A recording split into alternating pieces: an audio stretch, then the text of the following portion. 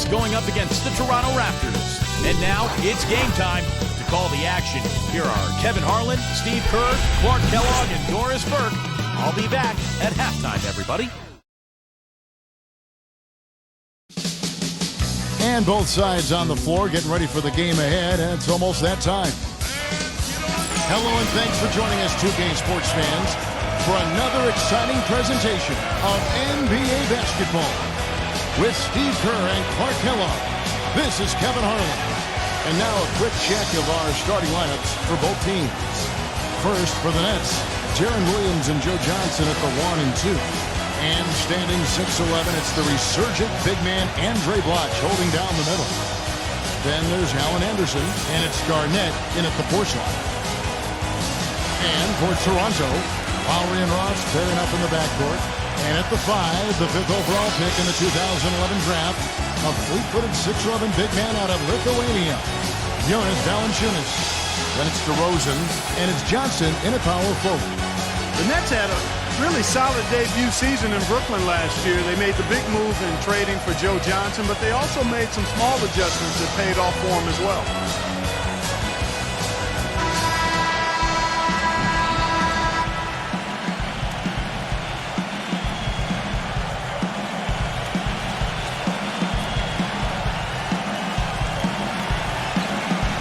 Clark, as you said, a lot of people thought they would just be a top-heavy team with their starters doing a lot of the heavy lifting. But, Steve, they got contributions from all around. Well, they didn't have big-name players on the bench, but they had some guys like Bloch and Evans who were kind of under the radar, but came in and played very well for this team a year ago. Now, of course, you got big names across the roster for the Nets. Now here's Williams. This one for 3. Another shot. Bloch. Foul call that time on the way up. That'll give him 2 chances at the free throw line here. You know, even from here, you can see that one pretty clearly. Yep, pretty obvious. And a good call by the official. I would think it's safe to say that Andre Bloch grew up as an NBA player last season. His maturity was obvious. He was an impact big when he got minutes, and getting amnestied by Washington might have been the wake-up call that his career needed. He's off on the first. And to go back, Clark, to Andre Bloch, what a turnaround after being cut loose by the Wizards last season. Arguably the best of his career with Brooklyn. Well, we knew he had talent all along. I thought a big part of it was motivation and a culture of accountability. Some players are self-starters. Other guys need coaches and teammates to push them. But I thought Bloch probably had his best season yet last year. Now here's DeRozan. Back to Lowry. He feeds it to DeRozan. And he was fouled on the way up. 2 free throws now for him. Well, you take a look at DeMar DeRozan out of USC. Just signed a really big contract recently, and I love his size and athleticism at the 2-guard position. And he came into the league as a guy who could finish inside. And despite the criticism he's received, I think he's really grown as a consistent perimeter shooter as well. This is a tough matchup for just about every other 2-guard in the league. The first one falls. And going into last season, DeMar DeRozan receiving a 4-year, $42 million contract extension. Big money for a player who so far has shown himself to be a solid starter in the NBA, but obviously great potential, or the Raptors wouldn't have paid him. Still very young, can really run and jump. If he can improve that jump shot, he has a chance to be a star. Both free throws good from DeRozan. Well, no team likes to have their first-round pick belong to another team. It gets worse when you're a lottery team yourself and you're trying to build your talent base up. But the Raptors' number 12 pick in this summer's draft went to one of the elite teams in Oklahoma City. Now here's Williams. Kicks it out to Johnson. And here's Anderson from the arc. That one falls, coming off the Johnson feed. Anderson's got himself going with the triple, his first basket of the game. Let's catch up with Doris from the sideline. I was able to speak with Dwayne Casey for a moment. We talked about the problems a player like Deron Williams presents, and he didn't hesitate saying that Williams' combination of size and speed are major areas of concern, saying Deron is such a handful physically, there's no way to keep him out of the paint with a single defender. It's simply not possible. Guys, we've seen it so often. Thanks a lot, Doris. Well, Clark, as you said, the Thunder got the Raptors' first selection this last year. Only the way the Raptors would have been able to hang on to it was, Steve, if they jumped up to the top 3 in the lottery. And as bad as it might seem for the Raptors to not have a first, I mean, and it is bad, it was as good as any other time for them to not have a first-round pick because the draft wasn't deep, and the Raptors have a lot of young talent already and that they can make improvement with. The free throw drops for Garnett. The Raptors have been in the rebuilding process for a while now, and even though they still didn't crack the postseason, they were able to do something they haven't done in several years, win more than they lose here in Toronto.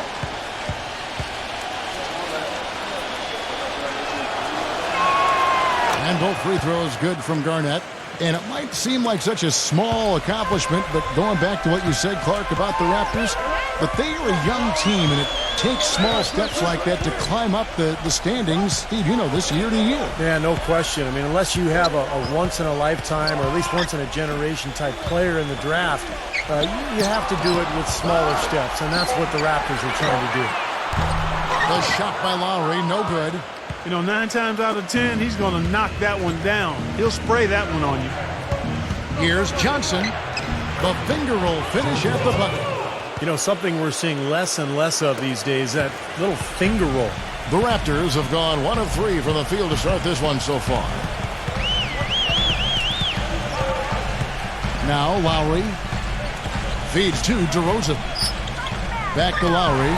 The dish to Ross. 6 to shoot. Lowry. And he banks in the layup. There's 38 seconds left in the first quarter of the game. Lowry against Williams. He dishes it to Anderson. That 3 off the mark. The Raptors have gone 2 for 4 from the field so far today. Ross kicks to Lowry. 15 seconds left in the first quarter. To the middle, Valanciunas. And so he draws the foul on the shot. A trip to the line to shoot 2. The Raptors have gone 2 for 2 in the game at the line. So they were very pleased with their free throw numbers a year ago. They knocked down about 79% from the stripe as a team. You know, success at the line just became contagious for them. A few guys got on a roll, and it carried over to the rest of the team. That free throw, no good. And the Nets making a change here.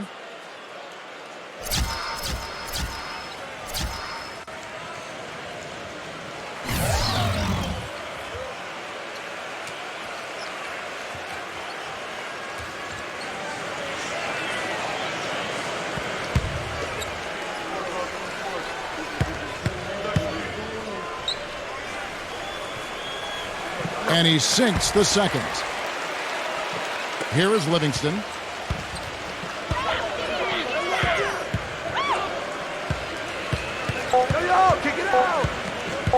With 1 on the clock, and he hits the jumper for 2. At the end of 1, a closely contested game so far. It's the Nets leading by 3. And back in a moment as we'll get underway with quarter number 2.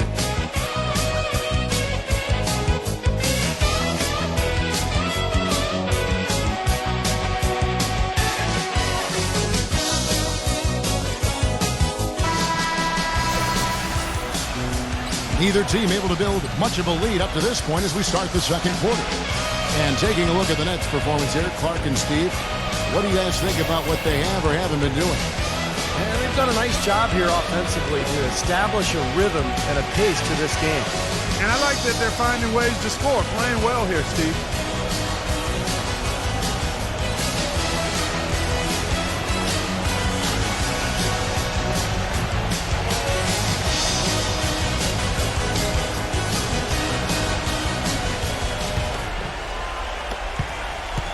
Raptors trail by 3. And up and down season for the Nets last year, and the playoffs were just more of the same. They ended up getting knocked out by the Bulls in the only first-round matchup that went to 7 games. And let's now go to the sideline. We'll catch up here with Doris Burke. Doris? Yes, Kevin, for Jason Kidd, a Hall of Fame caliber point guard in his 19 years as a player, about a week after retiring, it was announced he returned to the league as head coach of the Brooklyn Nets. He said, quote, "I went from being one of the oldest guys in the league to being a rookie all over again." Kevin, he said it makes him feel young again. Nice to have him back. Thanks, Doris.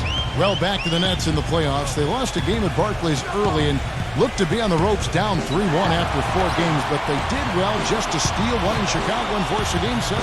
What a strange series that was. The Bulls made that miracle comeback behind Nate Robinson in one game and then ended up going on the road to Brooklyn and winning Game 7. What a disappointment for the Nets in their debut season in Brooklyn. Brooklyn with the ball after the miss from Salmons. And Zoletovic kicks to Livingston. Zoletovic.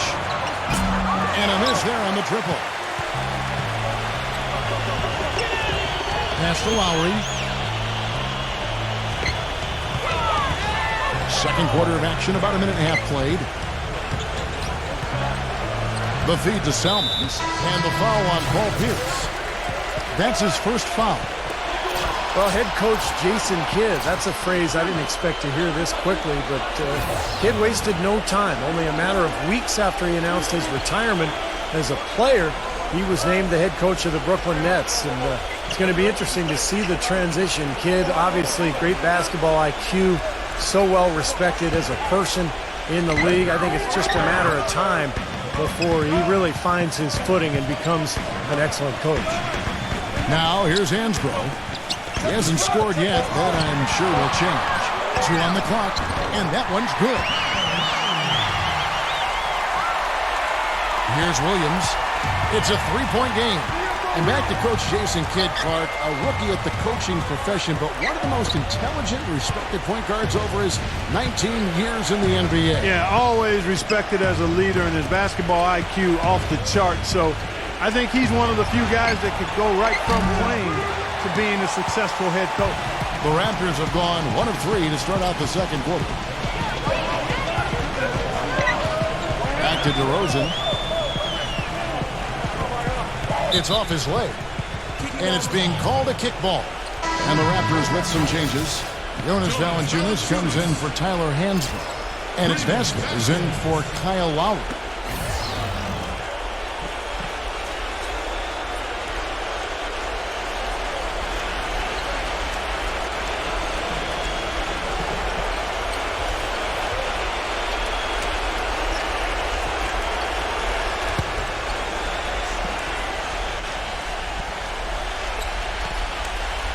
And here in the second quarter of action with a hair under 2.5 minutes played so far. Vasquez passes to DeRozan. Just 5 to shoot. And there's the big-time jam as he slams it right over Garnett. Talk about putting something extra on it. That dunk was way over the top. Close game or not, Clark, he's going to finish firm when he gets the space. Still, it's startling that he'd even try that right now. Here's Williams after the Raptors pick up 2. Garnett with the screen for Williams. Pass to Johnson. Good. The nice assist for Williams. Johnson's got his second basket of the night. That was an outstanding pick that gave him the room to bury the jump shot. Underrated, but not undervalued. Vasquez kicks to Ross. They get it again. And the whistle blows. It's going to be on Amir Johnson. That's foul number 2 for him.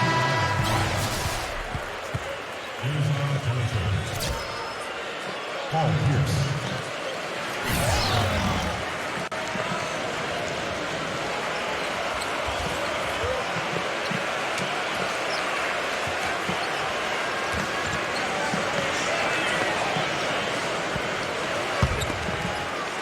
About 3 minutes played so far in the second quarter.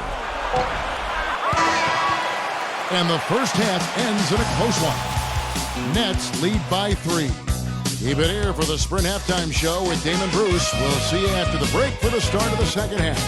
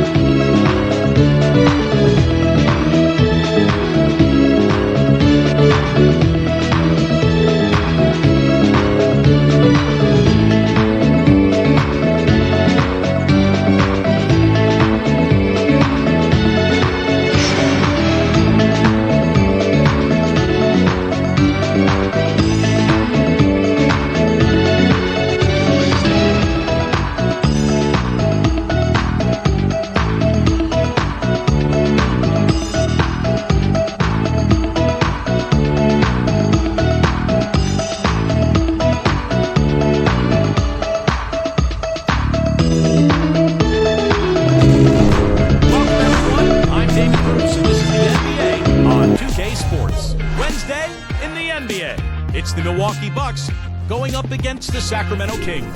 And now it's game time. To call the action, here are Kevin Harlan, Steve Kerr, Clark Kellogg, and Doris Burke. I'll be back at halftime, everybody.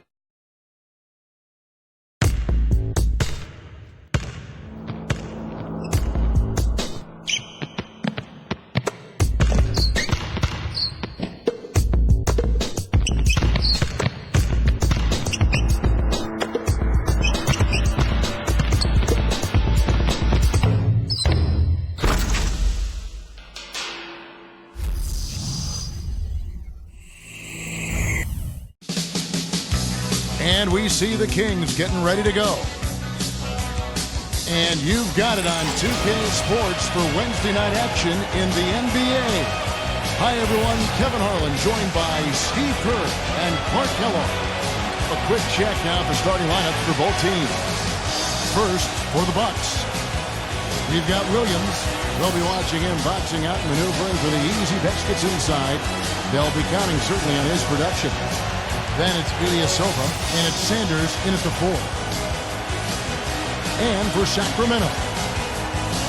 And the big fella inside out of the University of Kentucky, the unbelievably gifted and powerful pivot man, DeMarcus Cousins.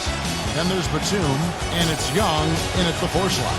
Well, you know, the Bucks thought they had a plan to make a big push forward by pairing some talent together in the backcourt, but what seems to have happened is they are now mired in mediocrity, which is exactly where you don't want to be.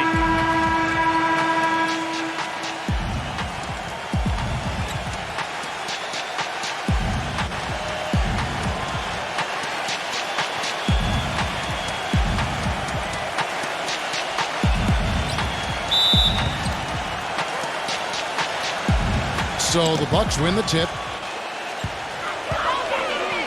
Hayes with it, picked up by Singleton. And Hayes kicks to Ilyasova. Pass to Hayes. The feed to Ellis. There's 3-pointers off the mark.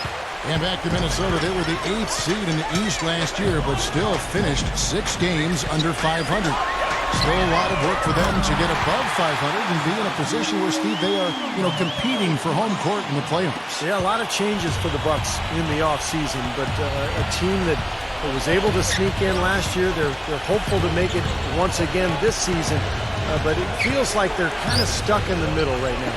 And so it's the Kings getting on the board first. Ilyasova can't hit. And now Doris Burke has an update from the sidelines. Thanks, Kevin. I caught up with the Bucks head coach. He said they'll have to do a good job moving their feet on the defensive end or they'll get dunked on all night. He told me that they are very aware of the slashers and finishers they're facing and will try to turn them into jump shooters. Let's see how successful they are, Kevin. All right, Doris, thanks. And here is Ilyasova following the 3-pointer by Nicholas Batum. And Hayes kicks to Ellis. Just 3 to shoot. Another shot. And fouled hard that time. He'll get to the line and shoot 2. Well, the one thing that you have to have in basketball is big men who can protect the rim. And that's what Sanders does. He's willing to go up and block shots, really patrol the paint, and protect that rim area. Yeah, but there's nothing easy in the lane when Sanders is on the floor. You always have to be looking over your shoulder if you plan on putting up a shot with him around. One of the bigger improvements last season, as I saw it, was Larry Sanders transforming from a specialist role player into a legitimate starting center. He always had a knack for defense and blocking shots and rebounding, but he polished up his offensive skills enough to be an impact player at that end of the floor. And for Sanders, some of his improvement offensively was just sticking to his strengths and finishing around the rim. Yeah, he improved his shot selection. He's always played with a lot of energy, but I think his decision-making was the reason he finished 3rd in most improved player voting last year. Nice young player for Milwaukee. Here is Ilyasova, following the basket by Nicholas Batum. D there, guys, was pretty much non-existent. You can't leave a good shooter like that open. And about 2 minutes played here in the first quarter. Singleton with it. Outside, Batum. Young. Sanders covering. Shots good from Young. Guys, good job working it down low and getting the high percentage look there. That's good basketball. If you're just tuning in, we've played about 2.5 minutes here in the first. Yagelis on the wing. Feeds to Ilyasova. The Bucks working the ball around. Hayes with it. Singleton's there. The shot's good from Hayes. Man, that's a difficult shot in the face of a defender that towers over. Well, you know, he almost seems to enjoy those mismatches, Steve. It gives him a chance to show what a strong finisher he is. Now, here is Singleton. Batum passes to Cousins. Fires the three. A shot by Batum, no good. Here's Ellis. 4-point game. And another three for Milwaukee. He gets it up. At the end of one, a closely contested game so far. Kings lead by 1. And the second quarter will be on the way when we come back.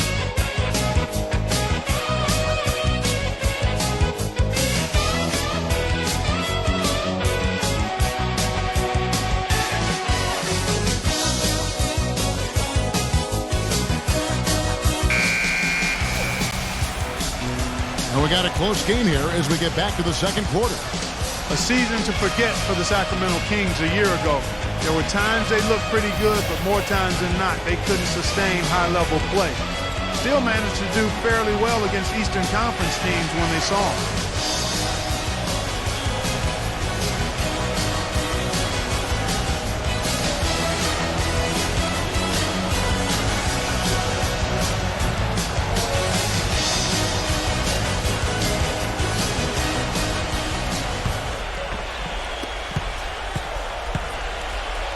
Now Walker. Harris setting the pick for Walker. Back to Patterson. He dishes it to Thomas. Thomas off a pick from Patterson.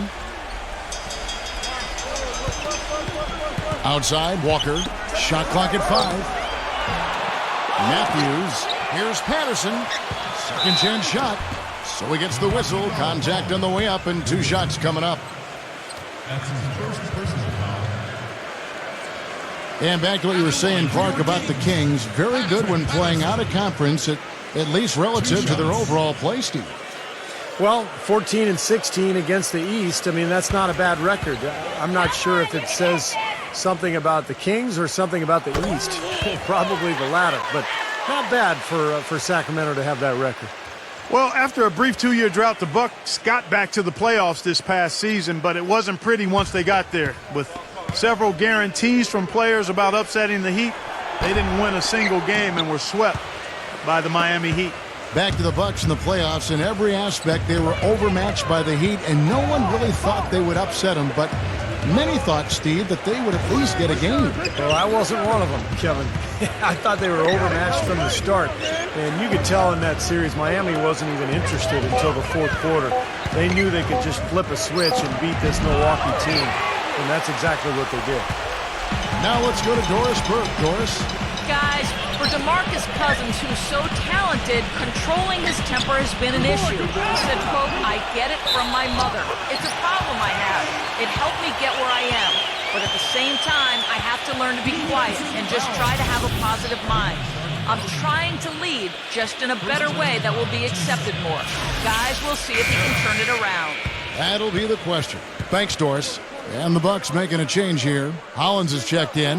A lot was made about the Kings in their home last year, but it wasn't about how well are they playing at home. It was about where is their home going to be next season.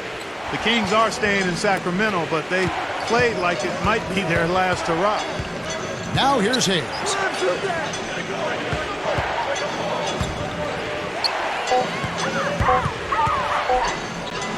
Stolen by Walker. And the Kings pushing it up now. Walker's running. Buries it down low. 1:25 left now here in the second. And you go back to the Kings at home last year, 20-21 record, and it was easy to see just how much tougher a team they were in this building. You know, Steve, they really look like a team that could compete with anyone at any time. Well, this community really rallied behind the franchise, and there was a lot of worry that maybe this was the farewell tour for the Kings fans and the players. And they played their hearts out last year. You got to give them a lot of credit for really fighting, particularly down the stretch when things looked grim. So the Kings call timeout. They're first. Goodwin's checked in for Milwaukee.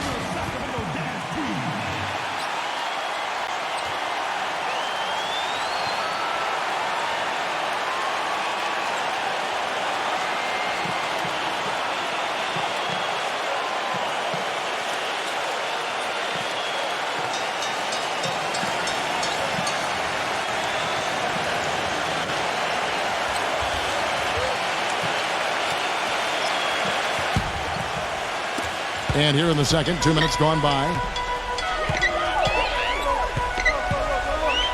Now here's Walker. Outside Thomas. Back to Walker. Outside Thomas. Pass to Harris. 6 to shoot. Outside Thomas. Shoots. The rebound by the Bucks. And here in the second quarter of action with a hair under 2.5 minutes played so far. Unloads from 9, and there are the Bucks with another bucket. There's 31 seconds left to play here in the second quarter. And Walker kicks to Thomas.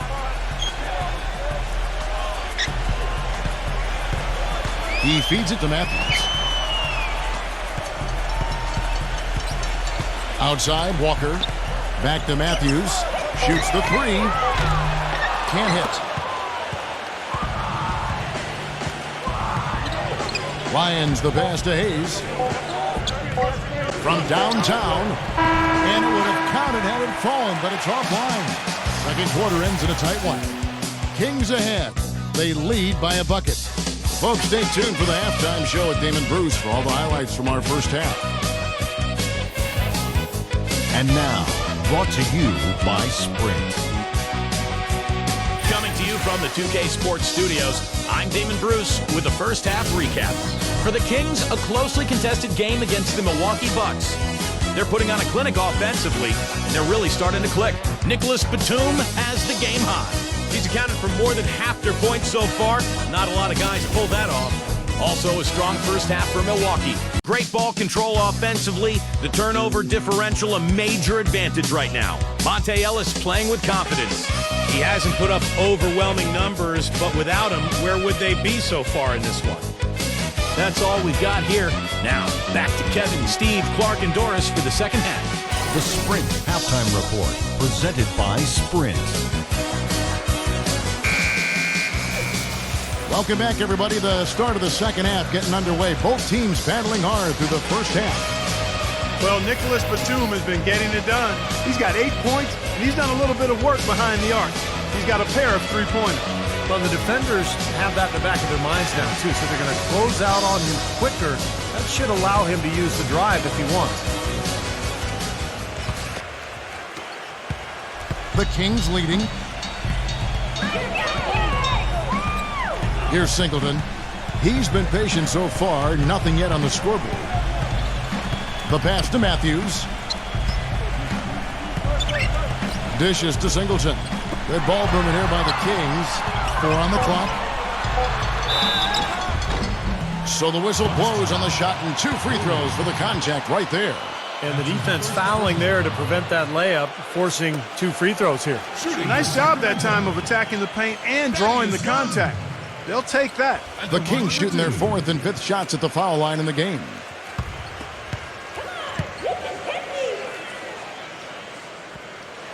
And the first one drops.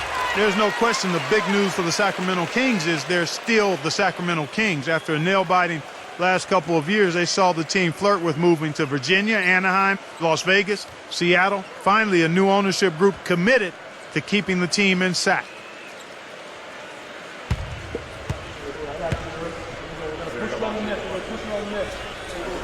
And that's good as he hits both of his shots. And for all the Kings fans, what a great victory. Former 3-time NBA All-Star and Sacramento native son, Mayor Kevin Johnson, Instrumental in securing financing for the new arena, and Steve campaigning with the league's owners to keep the team in Northern California. I think it surprised everyone, Kevin. Seattle made such a strong bid. I think most people felt the team would end up in Seattle, but Johnson did his job. Sacramento stepped up to the plate, and I think it's great that the Kings get to keep their team, and hopefully Seattle will end up with one in the next couple of years.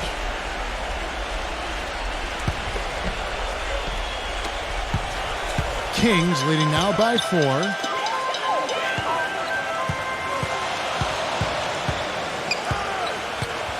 On the wing, the 2. Off target with his 3. And here's Hayes. Well, I think Larry Sanders is one of the most improved players in the league, guys. I don't know where you stand on it, but, you know, he led the league in ejections, too, with 5. He's got to control and manage his emotions a little better. Now here's Hayes. The Bucks need to get a shot off here. Williams can't get it to go. The Kings shooting well, 50% from the floor. And Matthews kicks to Singleton. Hayes on him. Lets it go from 14. Singleton misses.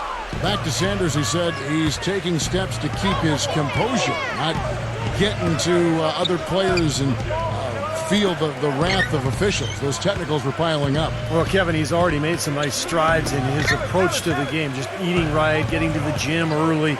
You know, you really have to learn how to become a professional, and I think Sanders has made that next step. Gets it to go. Ellis has got 5 points so far. 1:11 left here in the third quarter. Timeout called by the Kings. Well, Monte Ellis has never been short on confidence, and last year he went as far as comparing himself to Dwayne Wade, saying the only difference between them is that Wade has rings. That's a pretty big difference, though. The Bucks making a switch here.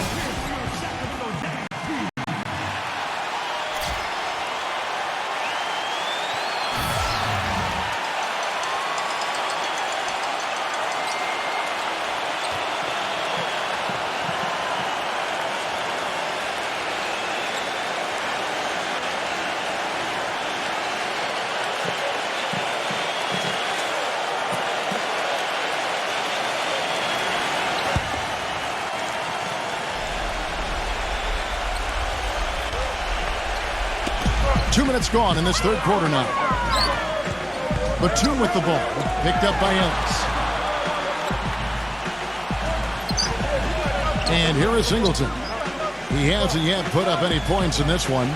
6 on the shot clock. Here's Young on target from 13 feet. And the Kings lead by 4. And you talk about the talent and confidence for Monte Ellis. Steve, what's the balance between confidence and like overconfidence? Well, I think the balance is in your decision making, and that's the trickiest thing for really talented young players to figure out. It's just when to attack and when to back off a little bit. And that's all stuff that just comes with experience.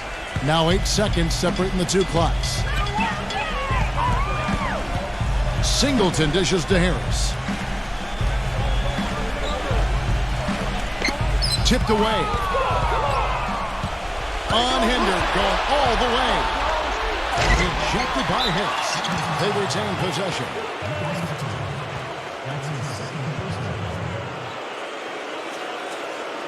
The Bucks have gone 1 for 2 on the night so far from the line.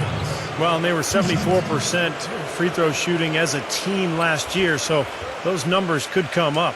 And it's something they know that if they improve, can really have a big impact on their success. That one drops. He ties it up. And the Bucks making a change here.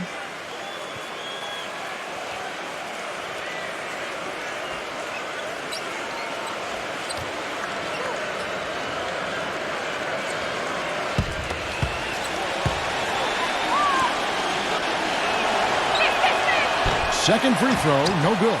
They should be in front right now, but he'll be relieved not to have come up totally empty there. Batum, good. And now we're 3 minutes into the third quarter of play. Ellis with it. He knocks it down, but wait a minute. The officials are getting together. They may want to review this one. Well, we thought the third quarter was over, but it turns out the officials are going to review the play to see if he released the ball before the buzzer. And now that we've gotten a chance to see it in slow motion, I think the ruling has to be that he did not beat the buzzer with that shot. Yeah, I agree, Clark. He wasn't quick enough on his release, it would appear. Looks like the ball was still in his fingertips as the clock went off.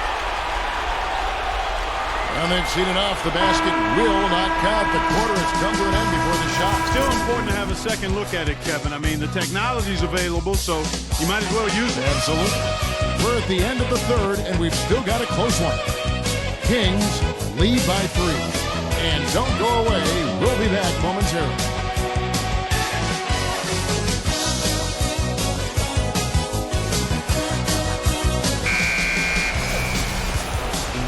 Thanks for joining us again as we get set for the fourth quarter. A terrific game so far. And a closer look here at the scoring breakdown for the Kings. Anytime you get as many points in the paint as they have, you know you've got a good thing going and you just want to keep it going. And they continue to knock down the long-range three-point shot as well.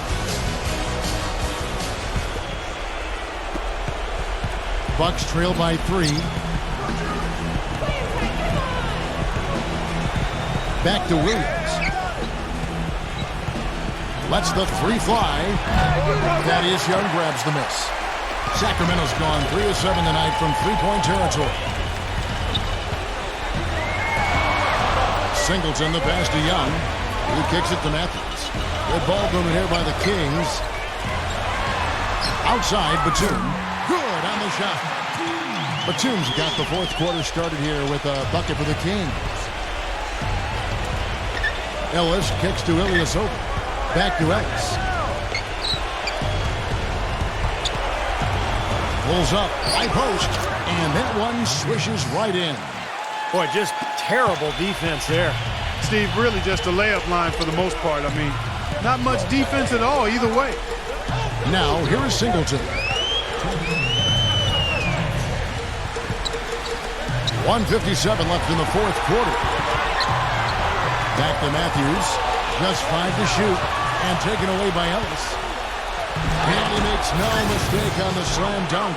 Boy, I love it. Active hands on the steal, active feet on the fast break. And Clark power on the dunk. Guys, this is just too close of a game to be giving the ball up like that and then failing to get back in transition.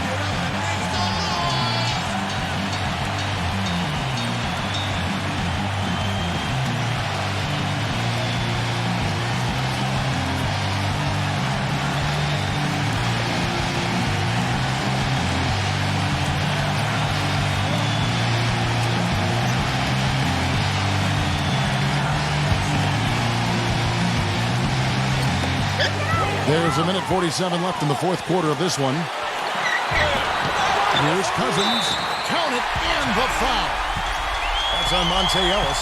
If you battle for the offensive rebound and come up with it, you're guaranteed a high-quality shot on a follow just like he got there.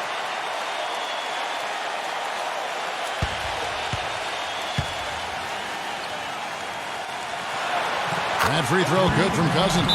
Great and one play right there. Tacks another point onto the lead. And I'll tell you what, guys, he's really showing us a killer instinct. Timeout called, the Bucks. They're trailing by 5. 1:41 left in the game. And I think Doris Burke has something for us right now. Doris? Kevin, I got a chance to hear what head coach of the Bucks said to his team. He gave his guys the green light to keep firing from downtown, telling them, listen, I like the work you're doing out there. Keep finding those gaps on the perimeter. They're giving us open shots.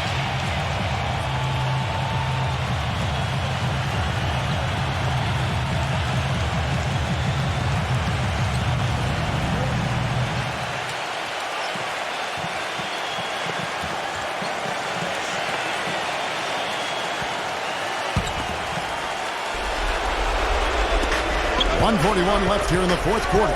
The drive by Ellis. And he battles for the ball and gets the second chance bucket. Ellis has got 9 points now in just the second half. Singleton dishes to Matthews. And he takes the feed in stride and slams it home. You know, tired legs can affect you with the defensive end, and I think that's what's happening right here. I agree, because as much offense as we saw early, we're seeing even more of it here late.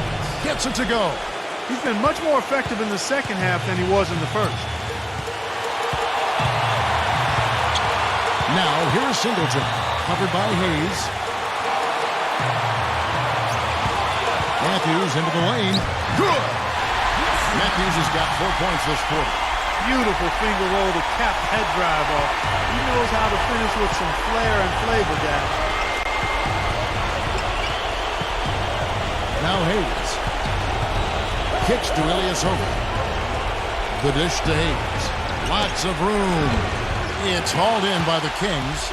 An easy look there, but, you know, he misses those once in a while. Singleton the pass to Cousins.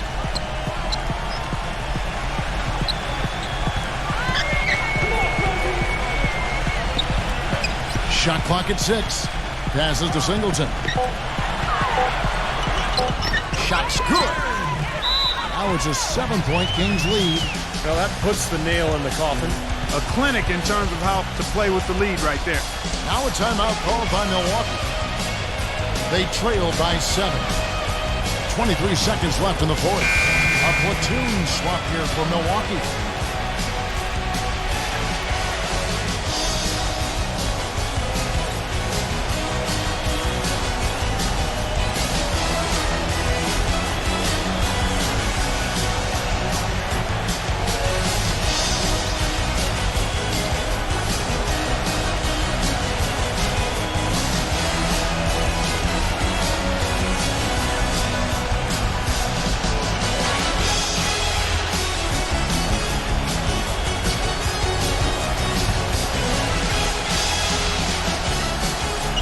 .23 seconds left to play in the final quarter. Stolen by Walker.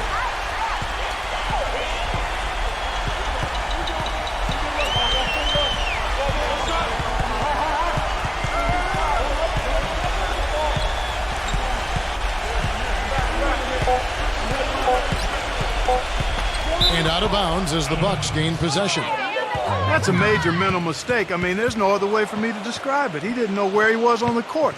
That's a basic fundamental. You have to be alert to where you are.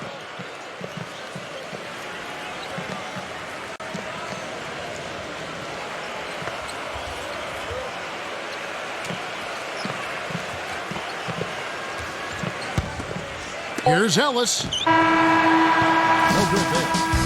So the Kings win it. They came, they saw, they conquered. Hey, Kevin, to me, any win is a good win. Now it's time to say so long. For Clark Kellogg, Steve Kerr, and Doris Burke, this is Kevin Harlan, along with our 2K Sports crew, thanking you for tuning in. Now it's time to present our Jordan Player of the Game, Nicholas Batum.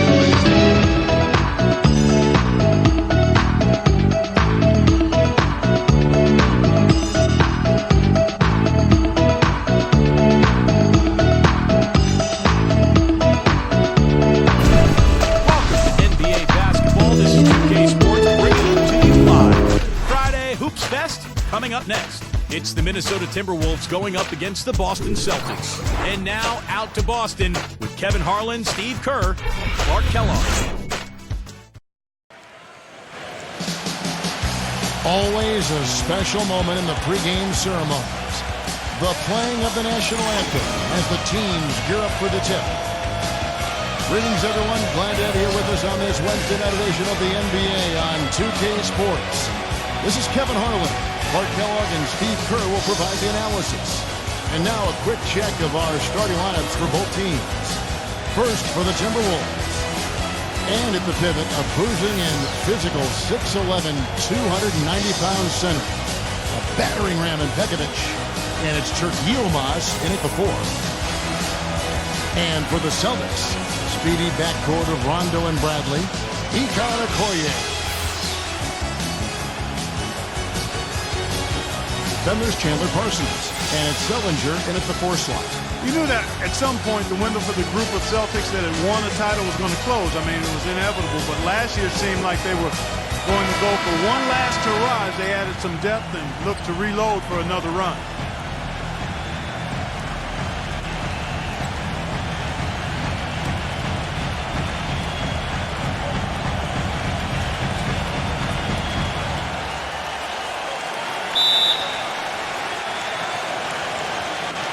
Tip-off goes to Minnesota. Pekovic with a screen on Rondo.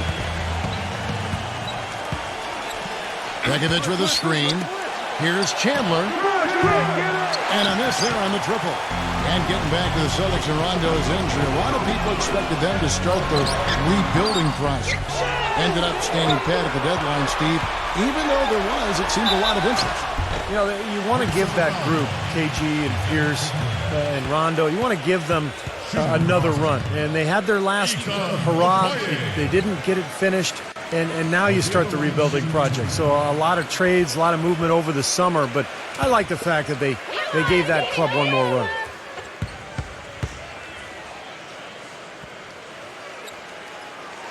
First free throw is good. Guys, we know it was a struggle last season for the Timberwolves, but against the Eastern Conference, they were pretty competitive. Nearly had a 500 record against teams from the East.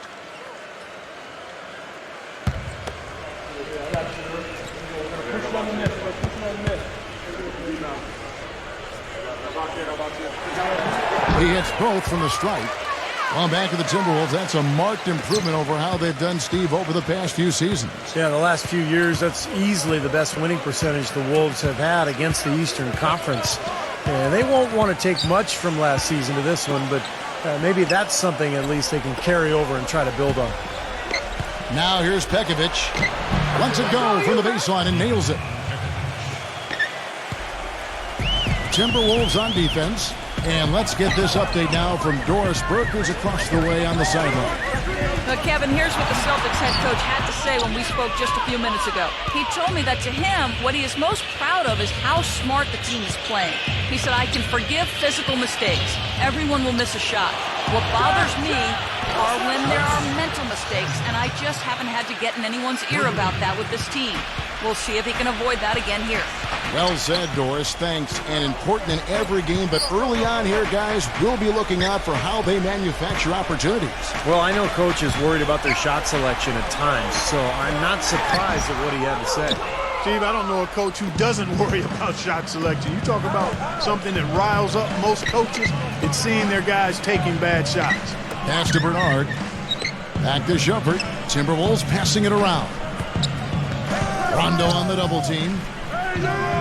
Just 5 to shoot. Parsons and wrestling for it there, but no one has possession. We'll have a jump ball. Jump ball. And so it's Boston with it. Minnesota's gone 1-2 from long range in the first quarter. Well, you know, last season I think officially brought the immediate championship aspirations of the Celtics to a close. The 7th seed in the East, dispatched in the first round by the Knicks. The rebuild was on in full cycle.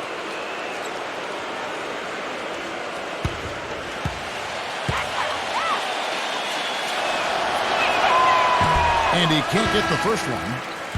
And back to the Celtics, making the playoffs, sure, but, you know, not like Steve back in 08 or 2010.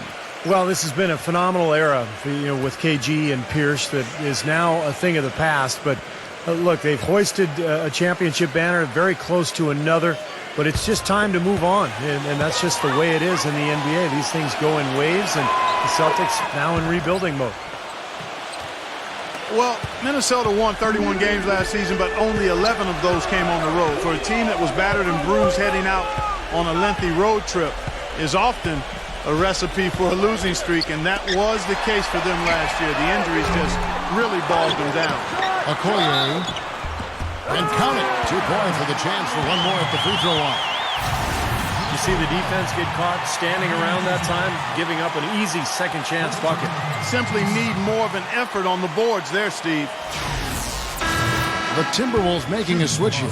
Yeah, he brings so many things to the table defensively. Always seems to have an answer for whatever is being thrown his way.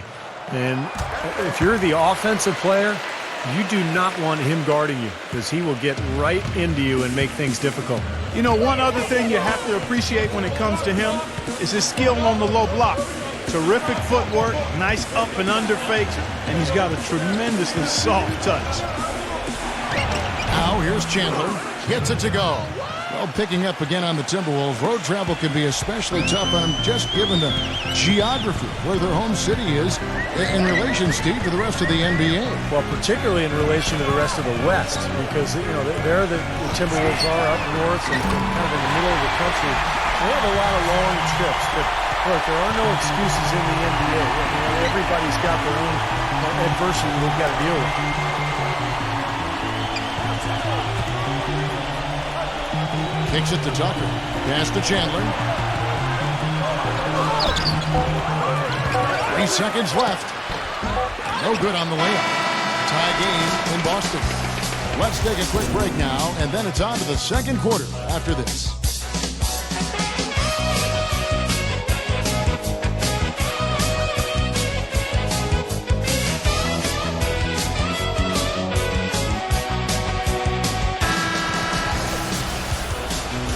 And we welcome you back to the NBA here on 2K Sports. If you're just tuning in, this is Kevin Harlan alongside Clark Kellogg and Steve Kerr.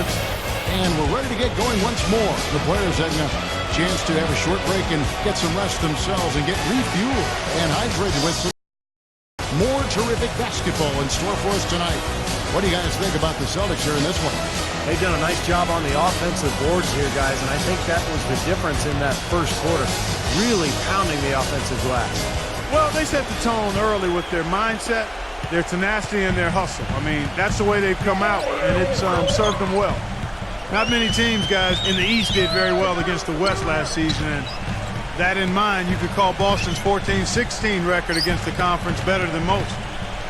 Now here's Crawford. And Rodney Stuckey the bucket on the assist by Crawford. Stuckey's got the first basket of the second quarter for the Celtics. Guys, they're looking for a way to score here. Yeah, they've had a tough time getting the lid off the basket so far. Let's go to our sideline reporter, Doris Burdick. Doris, what do you have? Gentlemen, for Jared Sullinger, drafted to the Celtics last season, it was a great opportunity to learn from one of the best big men ever to play the game in Kevin Garnett. Sullinger said, "You're learning every day, and as you're seeing what he's saying, the game slows down tremendously." Fortunately, Jared not the type to take criticism personally, saying, quote, "Because I had sacked Sullinger as a coach," he says, referring to his father James, who taught him the game. And guys, Garnett praised Sullinger's incredible IQ for the game and no-nonsense demeanor. He's fit right in with the Celtics. Nice stuff, Doris. Thank you. So the Celtics called timeout. They're first.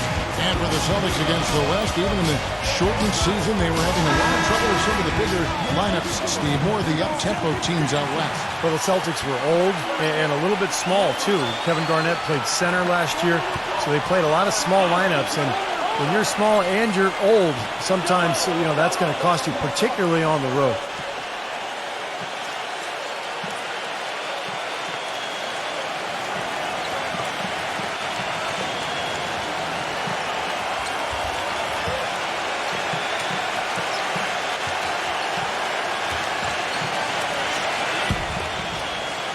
Just over a minute gone here in the second quarter.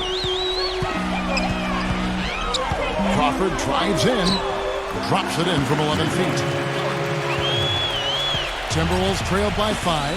You know, Jordan Crawford was dealt from the Wizards to the Boston Celtics last season, guys, and that very well could be a good situation for him. He's a talented player who I think just needs a little more discipline defensively, and with his shot selection, he'll be fine. There's no getting around the simple fact that that's a shot he has to knock down. Crawford gets a screen from Olin. Right side, Rondo.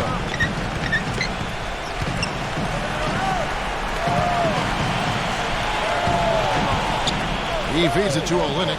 Crawford. Lock at 6. Uses the glass to finish the layup. Crawford's got 6 in the quarter. And Clark, you mentioned Jordan Crawford has been a gunner thus far in his career. And his career, just to point out the numbers, about 40% from the field. And Steve, from beyond the three-point line, about 30%. Well, the next shot he passes up will be the first one, Kevin. But I enjoy watching him play. I mean, the guy has unlimited confidence. He's got great range on his shot. You know, when he gets it rolling, he can really catch fire. Great job taking it right at the defense. I like the aggressiveness. Yeah, he left him no choice but to foul there. The Celtics have yet to miss from the free throw line. They're 3 for 3. Jordan Crawford will be at the line shooting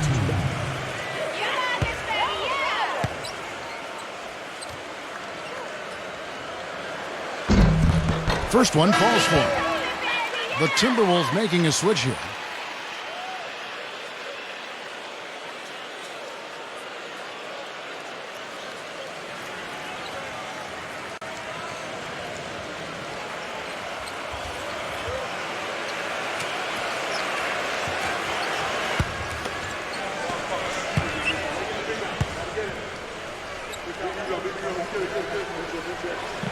Both free throws good from Crawford. 44 seconds left to play here in the second quarter. Here's Tucker. The pass to Bernard. The Timberwolves working the ball around now. Back to Chandler. Pass to Bernard. He dishes it to Chandler. Shoots from 14. Rejected by Crawford. Parsons on the wing. There's the dish to Rondo. Feeds to Okoye.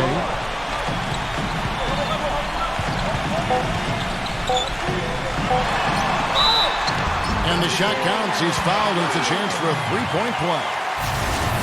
Wow, they are just red hot, guys, not missing a thing. Sometimes you see a player get on a tear like this, Steve, but never an entire team. And the Timberwolves making a change here. The Celtics shooting their 6th attempt at the charity stripe in the game. Well, pretty good numbers for this club a year ago, Kevin. 78% as a team from the free throw line. And you know, a lot of times, guys, in some of their performances last year, their free throw numbers helped them win games. And we've reached halftime in this one. Celtics lead by 12.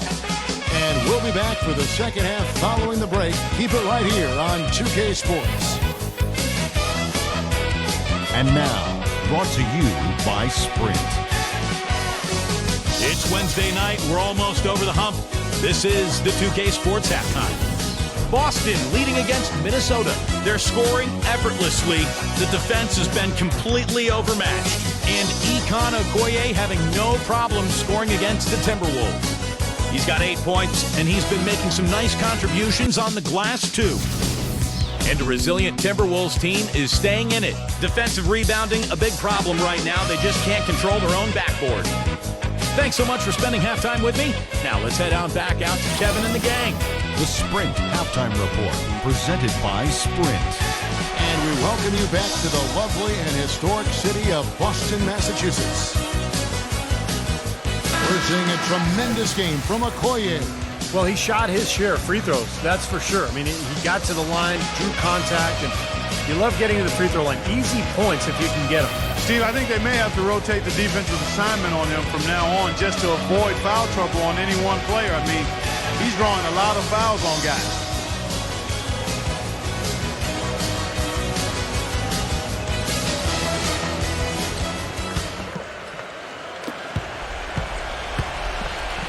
Rondo with it. He hasn't scored yet. That, I'm sure, will change. He kicks it to Bradley. The feed to Parsons. Fires, high post. Good on the jump shot.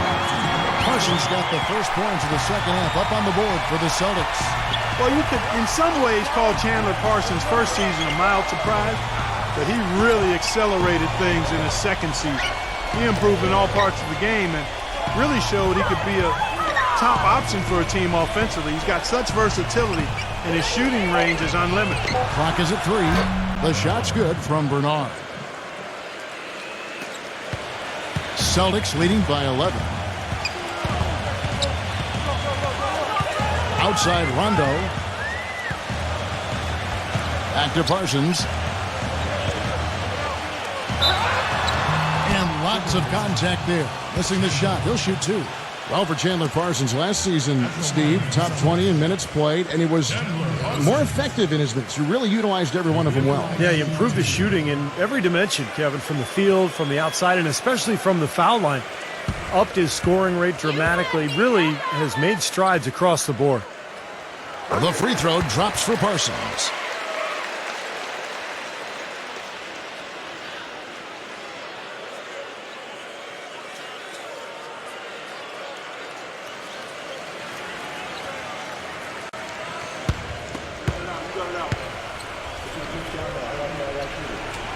Both free throws good from Parsons. And a minute played as the second half gets going. Bradley against Shumpert. Pass to Bernard. It's rebounded by Okoye. Okoye's got his 5th rebound in this one. Parsons against Shumpert. Okoye sets a screen for Rondo. And it's Bradley off the drive. Shot clock at 6. And out of bounds as the Timberwolves gain possession. And the Timberwolves making a change here.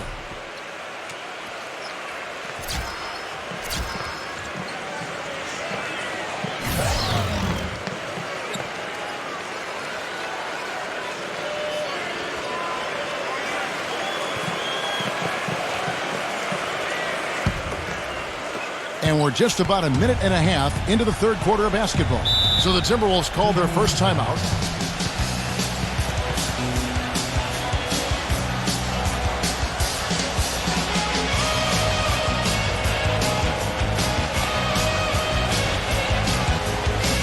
John Rondo is checked in for Avery Bradley.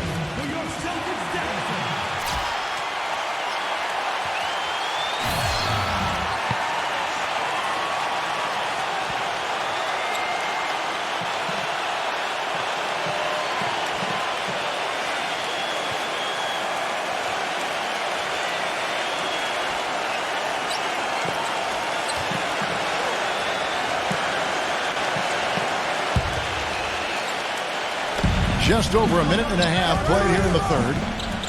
There's the pass to Bernard. Rondo with the steal. And now here's Rondo, the fast break opportunity.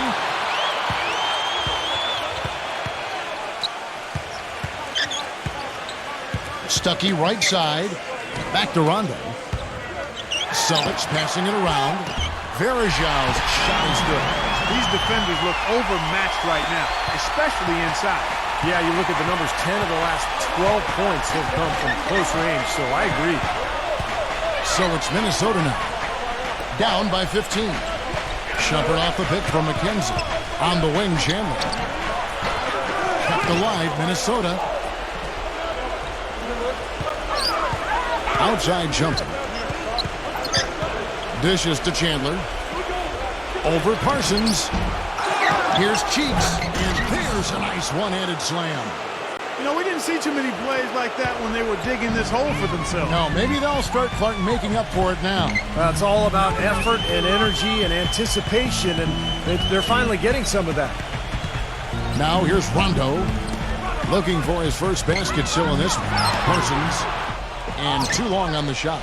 He just has not been able to get into that groove yet, guys. But as a whole, it hasn't affected them too much. Back to Chandler. On the wing, Shumpert. Here's the three. He got it up that time, but it wouldn't fall for him. And as we end the third quarter, a double-digit deficit will make it tough to come back. It's the Celtics. They lead by 13. And time for the short break, and stay right where you are. The fourth quarter is coming up next.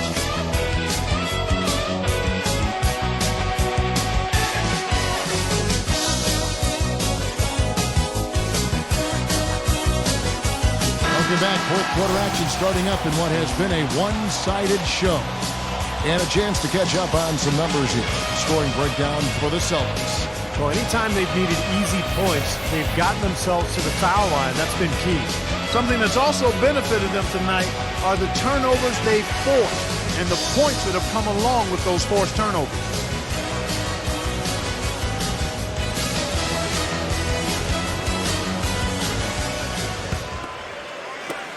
Timberwolves trailed by 13. Passes it to Bernard. Stolen by Okoye. Kicks it to Parsons. The rim-rattling two-handed jam.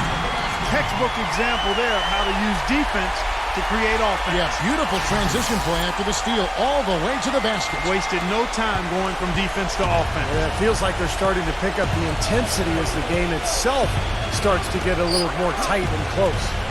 So it's Minnesota now, following the bucket by the Celtics. Pass to Begovic. Back to Shumpert. 6 to shoot. Hands it from downtown. Most any NBA player can make you pay when you leave them that wide open. That's why you have to stay alert on defense. Celtics leading by 12. And here's Rondo. Outside break. He feeds it to Parsons. And the shot is good. Parsons got 4 this quarter. Pretty much all of their buckets coming from inside the paint now. Yeah, that's 5 of their last 6 baskets inside the lane. They have really established themselves inside. And the Timberwolves call time. He can't be pleased with all these easy looks they continue to give up in the paint. They are just way too porous as a defense right now. A lot of holes in that defense. It's a good time to use the timeout here. Let's catch up with Doris from the sideline. Yes, Kevin. Well, Rick Adelman had some advice for his team over that last break. He challenged this group to really go for it, saying, now's the time when winners take control. Now let's go out there and take it to them. Guys, a nice pep talk. We'll see if he got them going.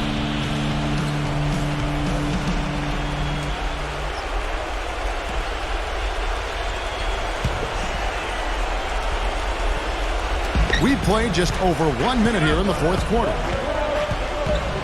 Begovic with a screen-on run. On the wing, Shumpert. Pass to Bernard. Chandler. And it's Bradley with the rebound. Not a good look at the hoop. They've got to do a better job offensively creating some space. Rondo with the ball. Now guarded by Bernard. Rondo off the pick from Bradley. Parsons on the wing. Offensive rebound. The second chance effort. They shoot again. And Bradley gets it to go. And the Celtics lead by 16. They are not letting up, guys. They just keep coming at them. And I'd say that lead is too big to overcome at this point. And there's the pass to Bernard. He dishes it to Shumpert. 4 on the clock. So the whistle blows on the shot and 2 free throws for the contact right there. You know, one of the big things that Iman Shumpert brings to the team is his pressure defensively on the perimeter. When you have a guard like him who can go out and bother ball handlers, it can really take an opponent out of its offense.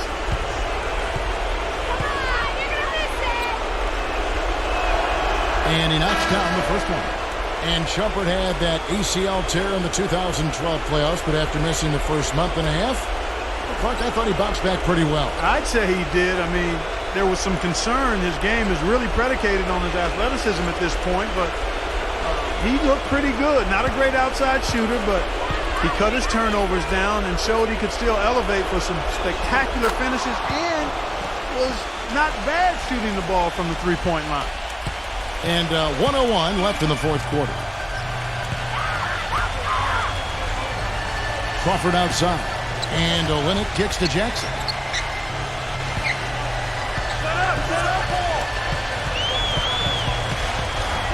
Six on the shot clock. It's rebounded by McKenzie. I thought he'd make that one. And that's his range, and the defense nowhere to be seen. To the paint. Shot denied. 26 seconds left in the fourth quarter. Jackson kicks to Crawford. 15 seconds left in the fourth quarter. Williams dishes to Jackson. And you can count it. He'll go to the line with a chance to make it 3. They certainly haven't let these fans down tonight. It's been a fun night to be in the building. It has been. I mean, the atmosphere has been great, and no doubt that helped with the winning effort. And the Timberwolves making a change here.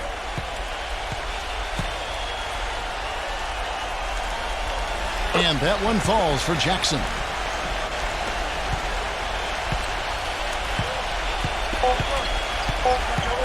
Here's Tucker. And he was fouled on the way up. 2 free throws now for him.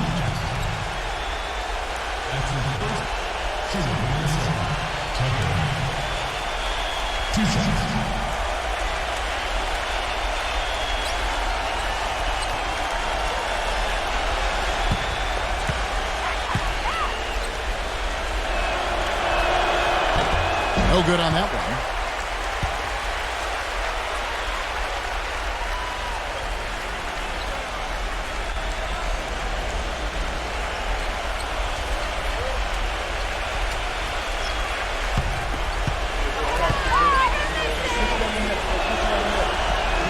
And the second free throw, good. And so it's Boston easily grabbing this one. Not much to be critical of at this ring, Clark. Not at all. I mean, they showed up not just to play, they showed up to give great effort and to win, and they did both. Thank you for joining us for this presentation of the NBA on 2K Sports. For Clark, Stephen Norris, and the rest of the crew, this is Kevin Holland saying thanks for joining us, and we'll see you next time. Last but not least, here is your Jordan Player of the Game, Egon Okoye.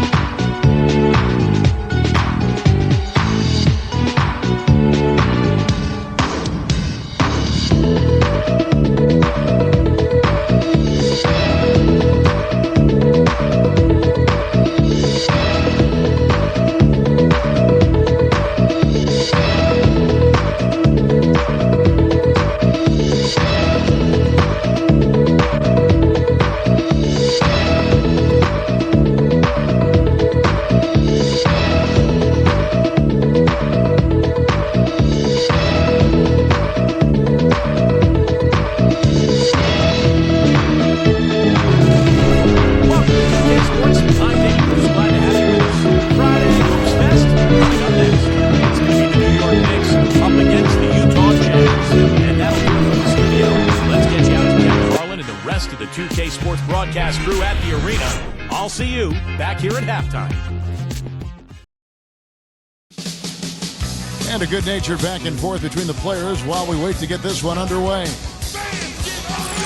Greetings, everyone. Glad to have you here with us on this Wednesday night edition of the NBA on 2K Sports. This is Kevin Harlan. Clark Kellogg and Steve Kerr will provide the analysis. Our starting lineups will look at the matchups here and who we'll see for our starting 5 for both teams. First for the Knicks. And at the pivot, a terrific defender and all-around player, the Australian sensation, 7-footer Andrew Bogut. Then there's Beasley, and it's Fareed in at the 4th.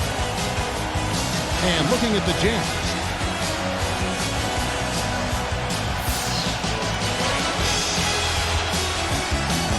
And it's Wilcox in at the 4 spot.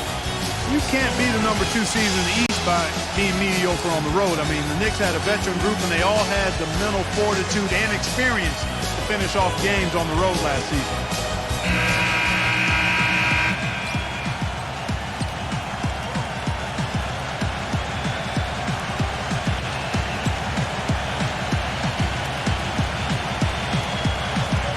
Clark, as you said, the Knicks were one of the tougher teams on the road, and their road record was, you know what, separated them, Steve, from the middle of the pack in the East. Yeah, 23 road wins, second only to the Heat in the East. That was interesting, Kevin. They relied so heavily on threes that sometimes on the road they'd go cold, but they could also get hot in a hurry, and they were able to avoid a bad spell. The Knicks pull it in. Here's Beasley. He feeds it to Childress. It's rebounded by Caldwell. I tell you what, folks, I bet he won't miss that shot next time he takes it. Dean, defended by Paul. Dean passes to Iguodala. Three-pointer. Utah the rebound. So the whistle blows on the shot and 2 free throws for the contact right there. Pretty bad defense, letting the offense get right to the rim, but smart play to foul once he was there. But you know what's going to happen, and they sent a message right there. Nothing easy inside. Well, you always hear about how loud this Jazz crowd is at home, and trust me, it is loud. They are a big part of why the Jazz have been so tough at home for so long, but the personnel of the Jazz has had something to do with that as well. First one falls for him. And as you said, the Jazz very tough at home as always, Clark, and 30 wins for them in this building last season, which usually, Steve, is enough to get you into the playoffs. Yeah, that's an amazing stat. 30 home wins and you don't get in. Just shows you how difficult and how tough the Western Conference was. So he makes 1 of 2 as the second one misses. You know, Utah usually matches up well with Eastern Conference teams because style of play is similar. Both Eastern Conference and the Jazz like to play a grinded-out physical game, and Utah has the bigs and the defensive mentality to thrive in a slower-paced game, and that's why they went 17-13 against the Eastern Conference. On back to the Jazz against the East, did what they needed to do against the conference as a whole, winning more than they lost, but they also, Steve, had some key setbacks. And the big one that I can remember was last year where they had that 4-game road trip to the East Coast. They went 0-4, and that was when they saw their grasp on a playoff spot start to slip away. There were only 3 teams in the East that had a positive record against the Western Conference, and the Knicks were one of them. When you have talent like this team does, it doesn't really matter where your opponent is from because you're going to be able to compete.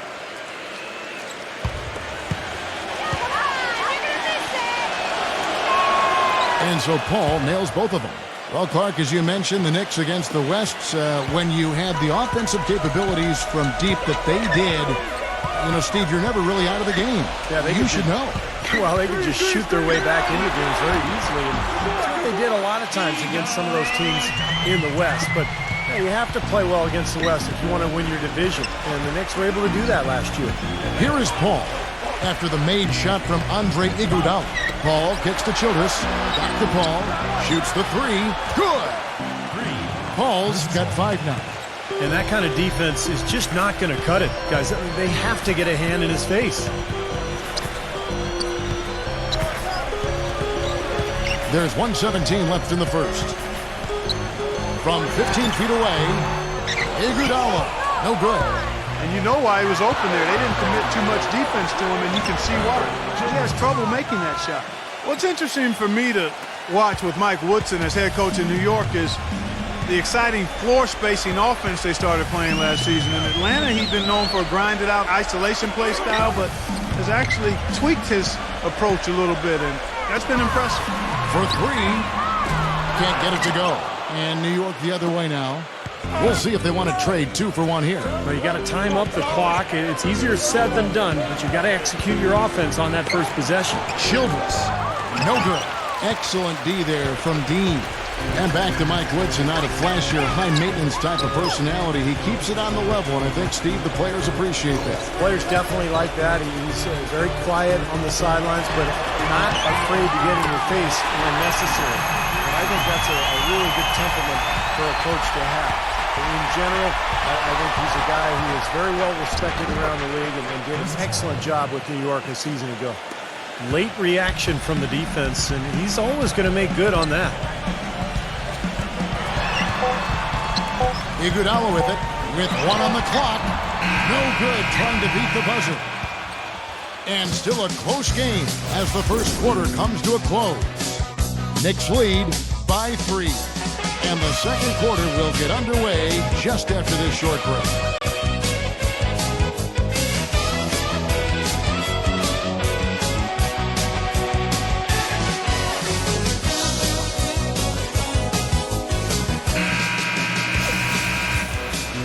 Welcome back, folks. We have a close game here at the start of the second quarter of play. While never a lock for the playoffs, the Jazz were in the driver's seat for a playoff spot up until the All-Star break last season. However, after the second half kicked up again, they just couldn't beat the teams they needed to and lost a lot of ground, letting the Lakers back in the hunt.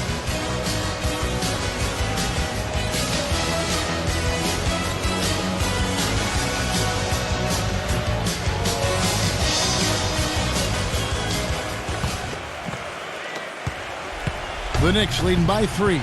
Of course, the Lakers would eventually pass them up during the final days to snag a playoff spot. But, Steve, as you said, it was just a poor run of games for the Jazz right after the All-Star break that did them in. Well, it would have been nice for this young core to gain some valuable playoff experience, but they did pick up a couple of first-round draft picks. They continue to add talent to this deep roster, and I would think it's just a matter of time before they're back in the playoffs again. From the sideline, let's catch up with Doris Burke. Gentlemen, Ben McLemore grew up in poverty in the tough town of Wellston, Missouri, near St. Louis. A tiny house with up to 15 people under one roof. At times, no food, no heat. A single mother working nights to provide. And before his senior year, his high school shuttered for good. Basketball was his one escape. He said, quote, "If you say you're from Wellston, they give you that look. It's just the reputation. It's a hard place to live and grow." But he says even now that he's made it out, I'm never going to forget Wellston. I was born and raised there. It's my heart and my pride. I'm going to give back. I want to build it back to how it was. Guys, what an extraordinary story. An amazing story. And Doris, good thing it had a happy ending. Thank you. And so it's Utah here with the ball. They trail by 6. Clock at 6. Henderson passes to Kent. And he can't bank that one in. New York's gone 1 of 2 on three-pointers here in the second quarter so far. You know, the Knicks got off to a fast start, but when you employ as many old bodies as they did last year, it's hard to sustain the level of play you need over the course of a full season. It's one reason they started to falter a bit late in the year. And Clark, you said it, the Knicks did hit that lull last season right after the All-Star break into early March. But, Steve, when the vets saw the finish line in sight, they picked up their play and got back in it. That's right. They won 13 games in a row late in the season, catapulting themselves back into the top tier of teams in the East, and let everyone know that they would not be exiting the playoffs early. That really was the start of that run.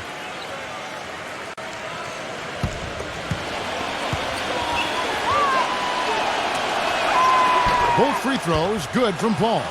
Well, really a promising young roster for the Utah Jazz team, guys. A lot of blue-chip talent there. I think in a couple of years, this team has a chance to be one of the best in the West. Now, here's Burks. Dishes it to Bennett. He kicks it to Burks. Gordon. Left side, Gordon. And that one's good. Gordon's got his first points of the game. And you got to give this Utah front office a lot of credit. You're right, Clark. They've only missed the playoffs 5 times in the last 30 seasons. Steve, that is a remarkable run. What I like about Utah, too, Kevin, is that they seem to stay ahead of the curve. They make moves while they still have leverage, dealing Carlos Boozer, Kirilenko, Darren Williams. So they've done a good job of getting value, getting assets, and continuing to look ahead. Now Gordon, after the missed 3 from Jefferson, gets it to go. Not really the shot they were looking for, but still they got it to go. Outside Jack, right side Jefferson. Right side Jefferson. In low to Fareed. Close game as we wrap up the second quarter. Knicks out front, up by 4. It's the NBA on 2K Sports from Energy Solutions Arena in Salt Lake City. And now, brought to you by Sprint. It's Wednesday night at the 2K Sports Studio, and this is the halftime report. New York leading against Utah. Offensively, they're dialed in. Guys working hard together, they're getting to their spots, and they're hitting the shots that count. A nice start for Chris Paul. And, of course, Kenneth Faried also making his presence felt.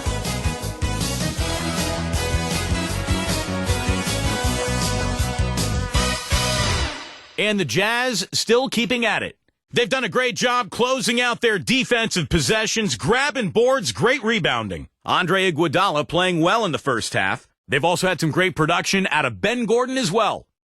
Thanks so much for stopping on by. Third quarter just around the corner, so let's get on back out to Kevin and the crew. The Sprint Halftime Report, presented by Sprint. Here we go now, the start of the third quarter, welcoming you back in a closely contested first half so far. You look at Chris Paul, what a contribution. Yeah, he had a sensational first half, which was made, I think, even more significant given the amount of extra defensive help was paid to him. Yeah, but for him, it's nothing out of the ordinary. I mean, we don't expect anything less. And I'll bet he continues to do the same kind of damage through the final two quarters. The Knicks leading by 4. A lot of high hopes for the Knicks in last year's playoff. They started off so hot, but then let the series against Boston drag on, and eventually went to 7 games, and they fell to the Pacers in the second round after that. That's good. Beasley's got the first bucket of the third here for the Knicks. You might not think of him as a laser three-point shooter, but that shot was there for him, and he had to take it. It's Iguodala with the drive, and 2 free throws coming up as he misses that one. Drawing the whistle and a lot of contact there. And the Boston series did drag on him, you could tell. You wonder if they were a bit fatigued going into that Pacers series.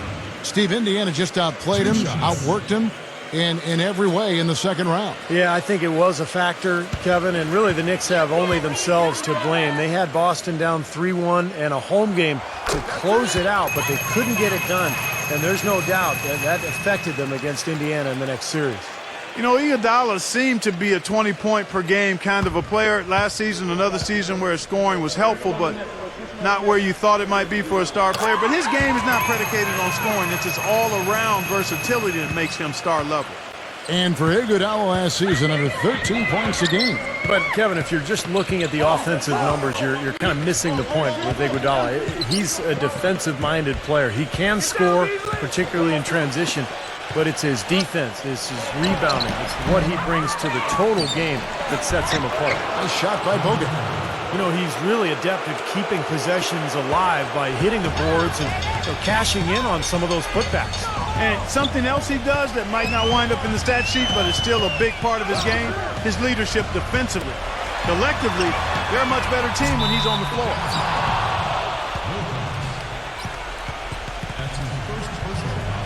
And the Knicks decide to take their first time out here.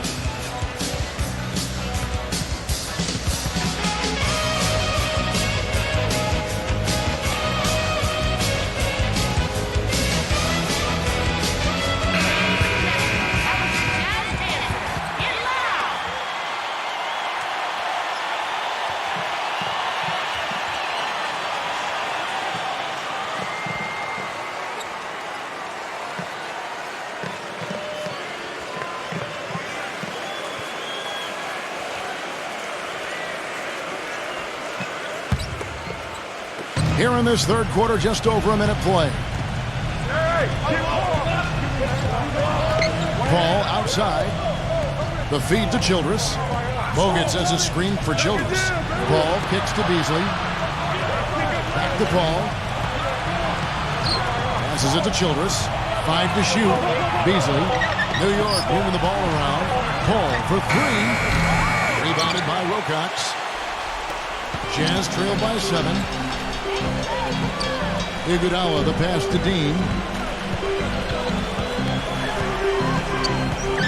1:15 left in the third quarter of the game. Wilcox backing down. The jump hook, and that one goes long. Boy, they were ready for him right there. I mean, totally collapsed the defense on him. It's Beasley on the wing. A chance there to push it to double digits, but it's off the mark. Clark, they've been looking out of sync offensively. You know what? A basket here would do a lot for their confidence. Iguodala kicks to Wilcox. That falls. Nice speed that time from Andre Iguodala. Wilcox has got his first basket of the night. Paul outside. Paul gets a screen from Bogut. Childress, he's covered by Iguodala. Childress dishes to Beasley. And the pass to Childress. Paul. Wow. Fast break. Here come the Jazz. And the officials whistle a foul on the shot. The bucket's good. He'll go to the line. The Jazz shooting their 5th free throw of the game here. Well, you take a look back to last year, guys. This is a club that converted about 76% of its free throws.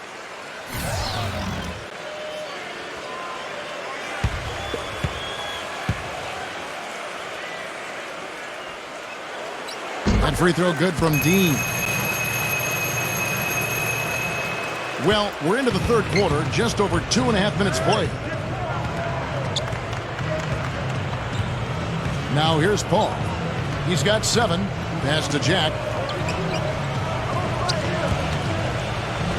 Releases from 15. The shot's good from Norman. And the Knicks lead by 4. Pretty much no chance for the smaller defender to block that jumper. Yeah, he knows exactly how to use his size to his advantage there. The 3rd quarter comes to a close. Knicks lead by 4. And we're coming back in just a moment. Get ready for the 4th quarter of action when we return.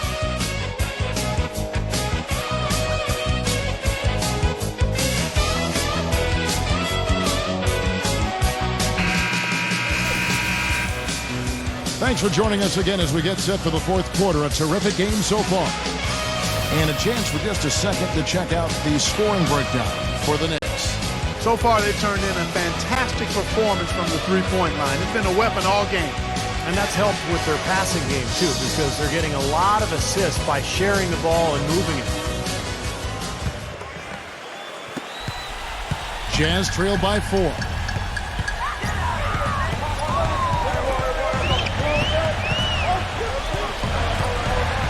Iguodala outside. Feeds to Burks. He dishes it to Wilcox. 6 on the shot clock.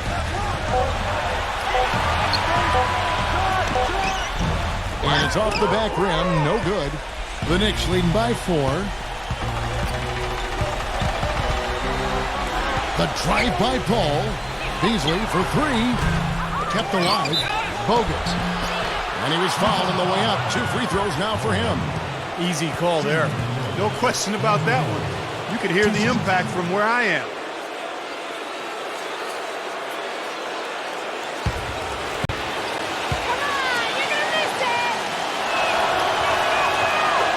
Free throw good, Bogut. And the Knicks making a change here. Fareed is checked in.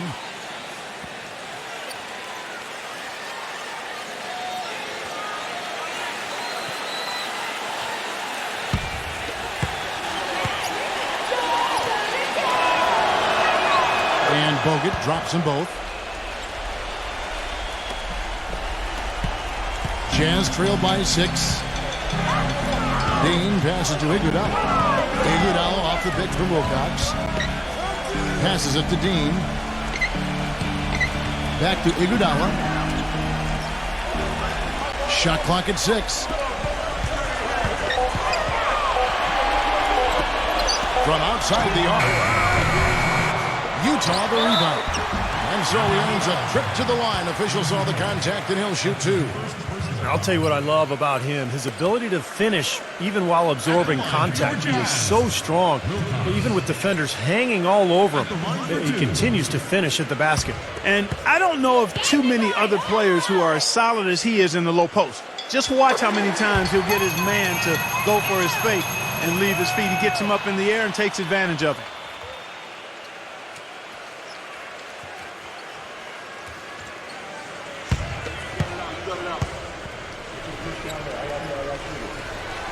And Wilcox drops them both.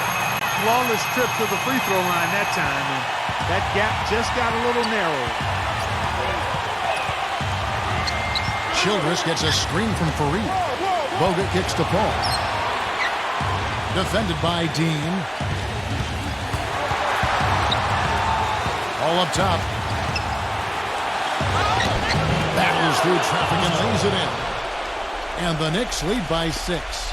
How many times have we seen him do that? Just batter a defense with his ability to explode to the basket. Iguodala, defended by Childress. Here's Kent. That falls. Nice speed that time from Andre Iguodala.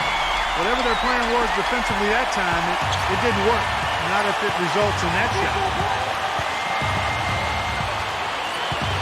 Paul goes in. It's going to be 2 free throws. Drew contact on the shot. The Jazz have not defended well against Chris Paul. He has 9 points, and from long range, he's hit 1 3-pointer. Yeah, and you'd expect by the end of this game, I'm sure the numbers are going to look even better. So the first one drops, and that puts them up by 5.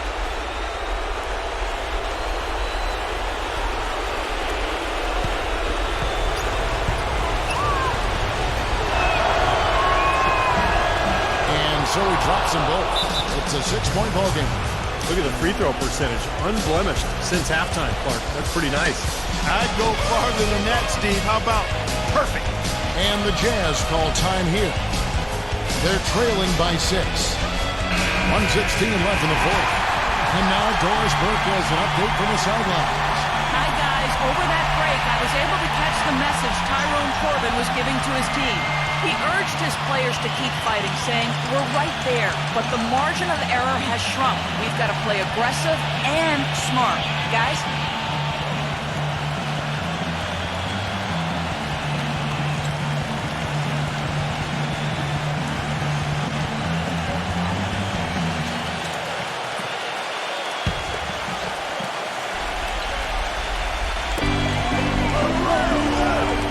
Dean passes to Iguodala.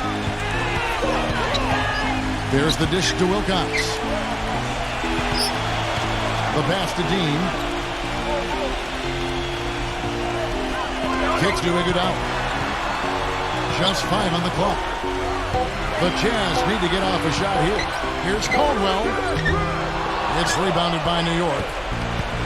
And now the Knicks on the break. Here's Beasley. Good, and Paul gets the assist. And the Knicks lead by 8. And with that basket, you'd have to think this lead is safe. Well, if not 100% safe, certainly 95%. No good from Caldwell. Knicks have gone 2 of 3 from the field to get the fourth quarter started. Childress dishes to Bogut. Beasley. New York moving it around. Iguodala with the ball. And it's out of bounds. The Knicks able to retain possession here.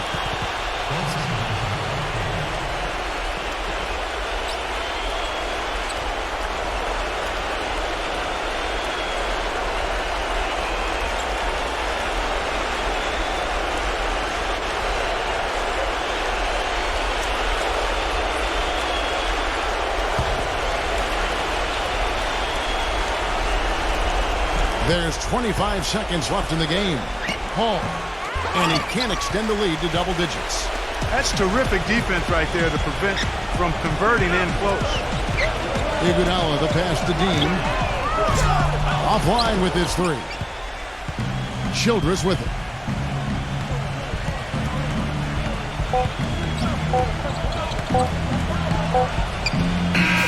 So it's New York picking up the win.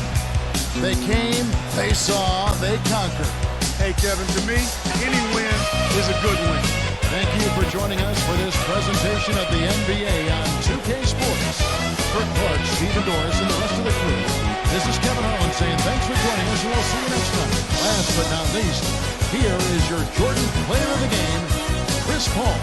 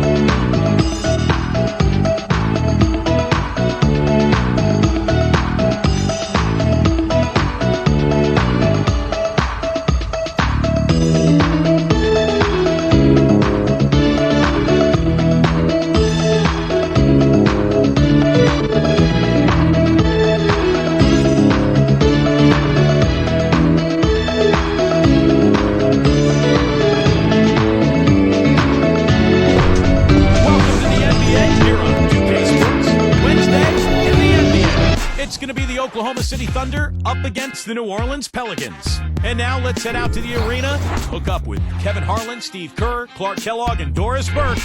I'll be back at halftime.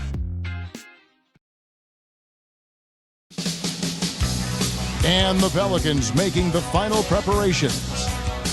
Greetings, everyone. Glad to have you here with us on this Wednesday night edition of the NBA on 2K Sports. This is Kevin Harlan. Clark Kellogg and Steve Kerr will provide the analysis. A quick check now at the starting lineups for both teams. First for the Thunder, Russell Westbrook out there with Hayward. And at center, it's Marcin Gortat, the 6'11 versatile scorer and finisher, known as the Polish Hammer. And it's Durant, and it's Ibaka in at the 4. And looking at the Pelicans, and playing at the center position, one of the Lopez twins out of Stanford, 7-foot banger, Robin Lopez. Then there's Al Farouk Aminu, and it's Miller in at the power forward. You know, you look over at how tough the West has been over the last decade or so, and my, you've never seen a team dominate that conference the way the Thunder did last year. They were on the roll.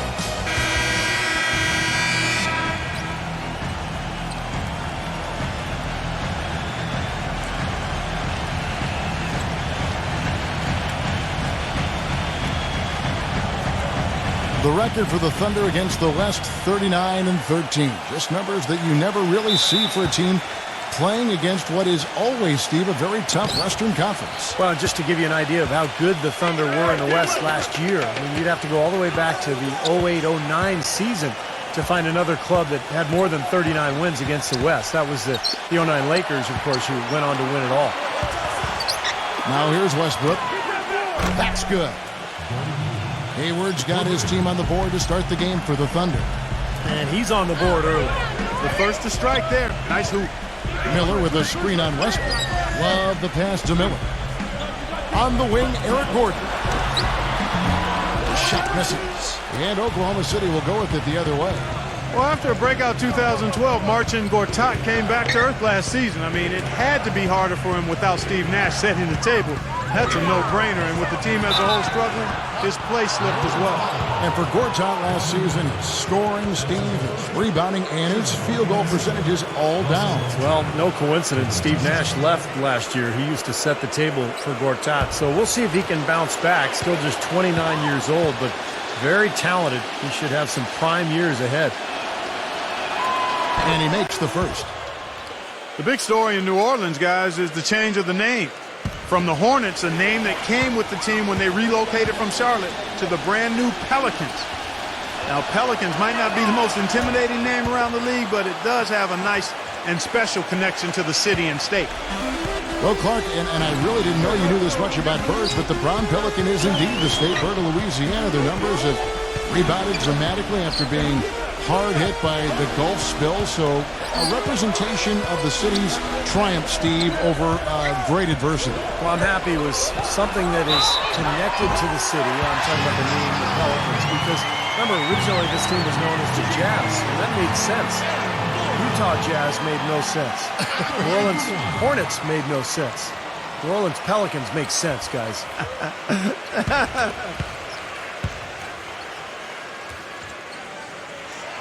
That free throw good from Gordon. You know, with so many high hopes, the Thunder seem to be everybody's pick to make it to the finals once again. They were so dominant throughout the regular season. Many thought it was a foregone conclusion, but the injury to Russell Westbrook kind of sidetracked all of that. Now here's Westbrook. Offensive rebound.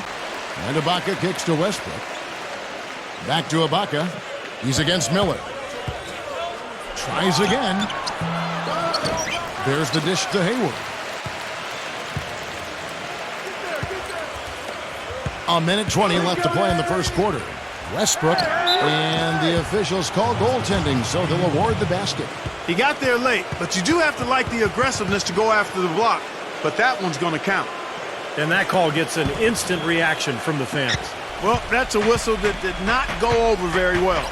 And now Doris Burke has an update from the sidelines. Kevin, I was able to speak momentarily with Monty Williams. We talked about some of the matchups he'll be watching in this game, and he told me, quote, "I'll be looking at how we deal with Marcin Gortat. He's a guy who can score score in any number of ways, posting up, pulling up from outside, or rolling to the rim. And he's also a factor on the glass. Guys who are top might not be a household name, but he's an impact big man in this league, no question. All right, Doris, thank you very much. And the lead just grows on that ridiculous offensive sequence. You know, Clark, that dunk alone would have been spectacular. Never mind it coming at the end of an alley-oop. Yeah, that just added more to it. Yeah, what a beautiful connection on that play. Here is Love, following the basket by Russell Westbrook.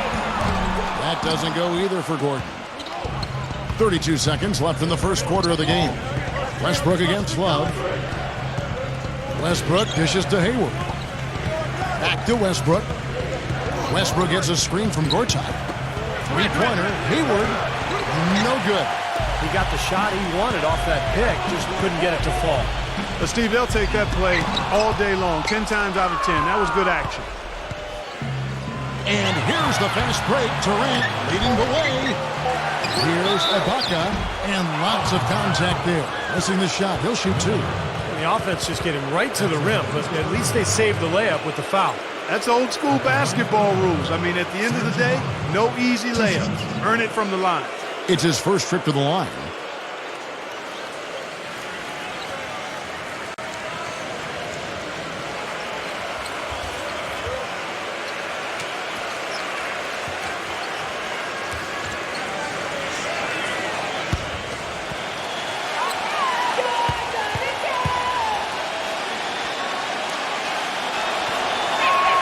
And he knocks down the first one for the Thunder.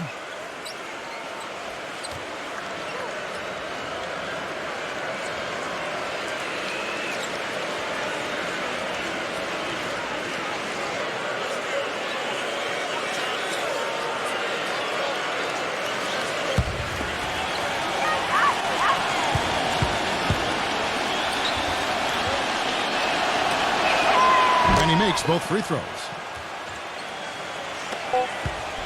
Here's Vasquez. No good.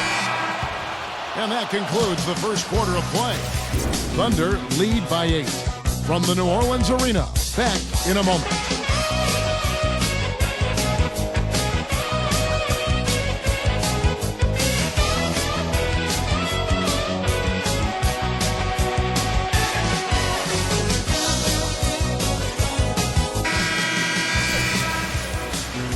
All right, the second quarter beginning in just a moment.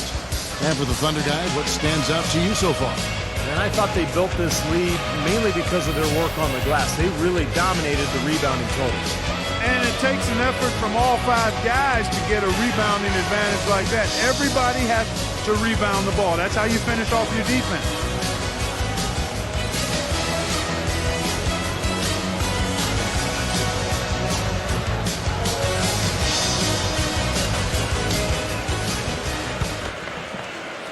Pelicans trail by 8. Well, this season, a new mascot, new team colors, and a brand new state-of-the-art 50,000 square foot practice facility for the Pelicans. It's not just a new paint job, folks. This is a franchise doing some exciting stuff. And Howell kicks to Teague.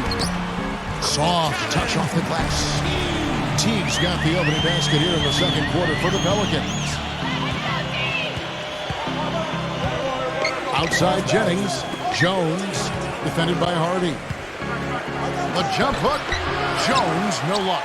And Clark, you mentioned the new colors for the Pelicans. No longer the purple, teal, and gold of the Hornets, but blue, gold, and red from the city flag of New Orleans. Steve, looks pretty good. It does look good. And remember the other connections. I mean, blue is featured on the Louisiana state flag. Gold, Mardi Gras color, of course. And then you think about the connection to the plumage of the brown pelican, which I've studied for years. And then, of course, red. I mean, the red represents...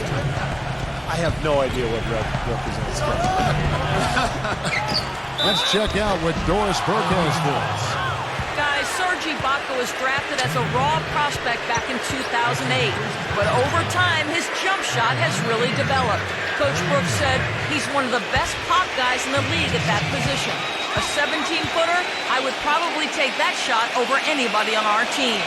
Guys, Ibaka said with all the attention that Westbrook and Durant draw, the team needs someone else to step up. He's trying to be that guy for his teammates. He certainly is. Thanks, Doris. Well, we know how talented he is. It's just a question of how good can he become if he continues to put the work in.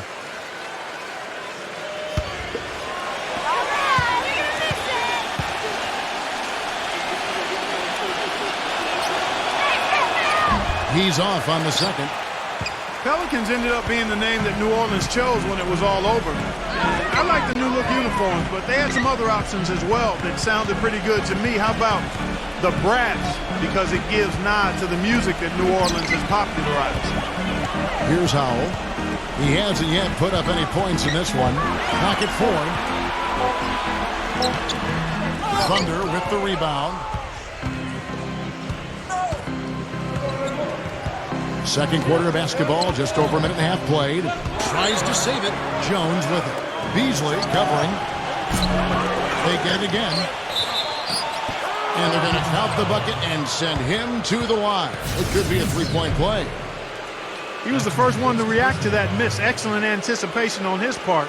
A hustle play on the putback by him. And the Pelicans making a change here. The Thunder have hit most of their free throws tonight, 5 of 6. Well, one of the highlights last season, this team shot the ball extremely well from the stripe. Huge factor. You know, something you can point to when you're talking about their areas of success last season, free throw shooting. Well, definitely a nice sounding name. Other options were the Swamp Dogs, the Bull Sharks, the Mosquitoes. You know, Steve, all in all, you have to think they went the right way with the Pelicans. I don't know. My personal favorite was the Rougarou. I don't even know what that means, but that was in the mix. Would have puzzled a lot of other people around the country besides me, but better than Mosquitoes, that's for sure. Pelicans was probably the right way to go. Yeah, he got whacked. Shouldn't be much debate on that one. Yeah, that was as straightforward as it gets, guys.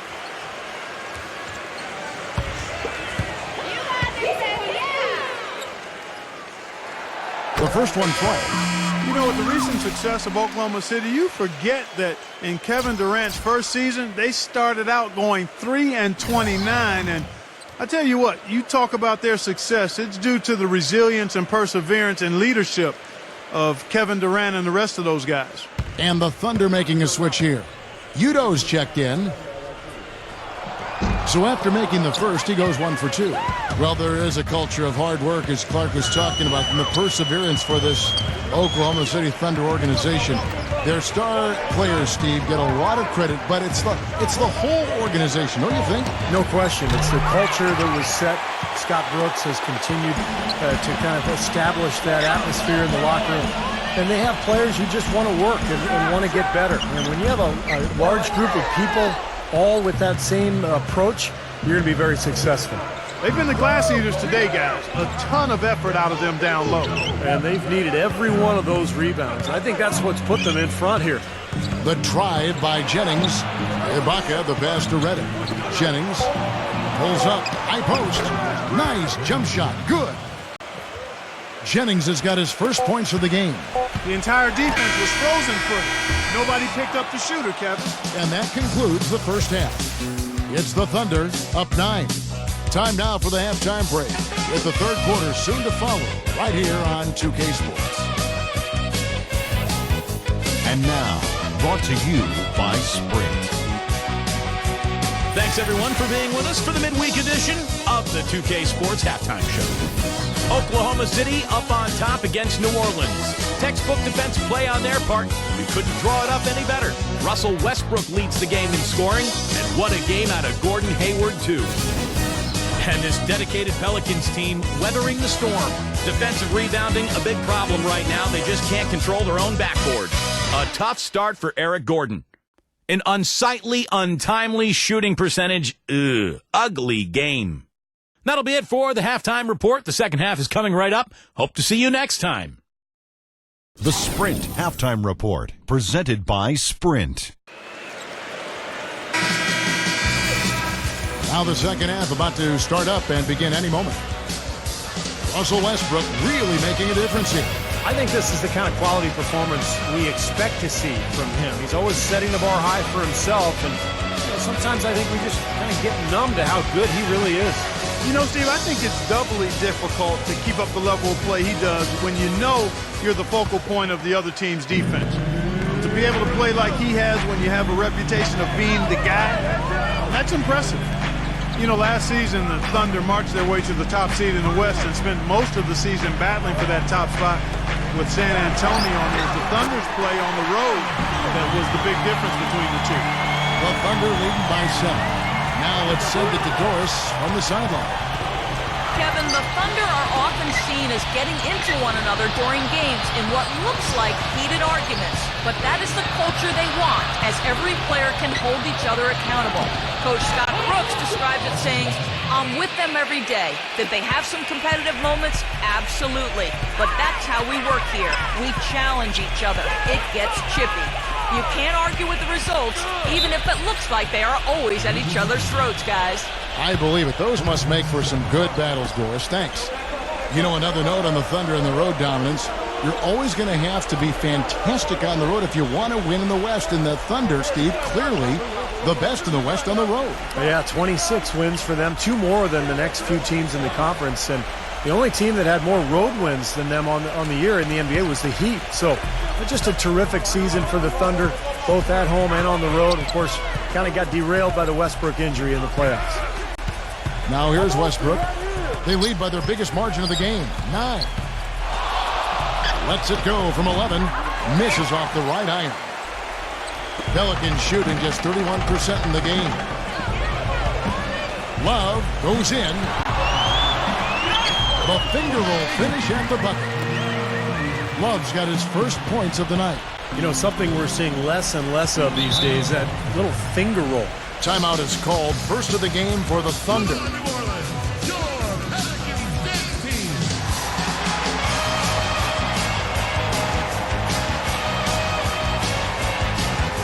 Perry Jones is checked in for the Thunder.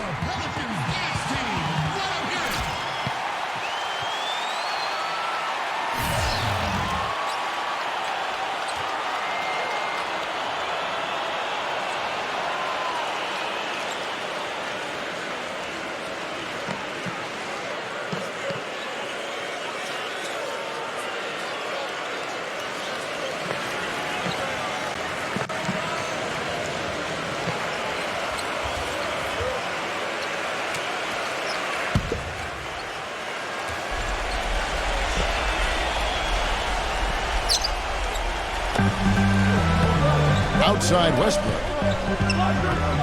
Double team on Westbrook. Passes to Gortat.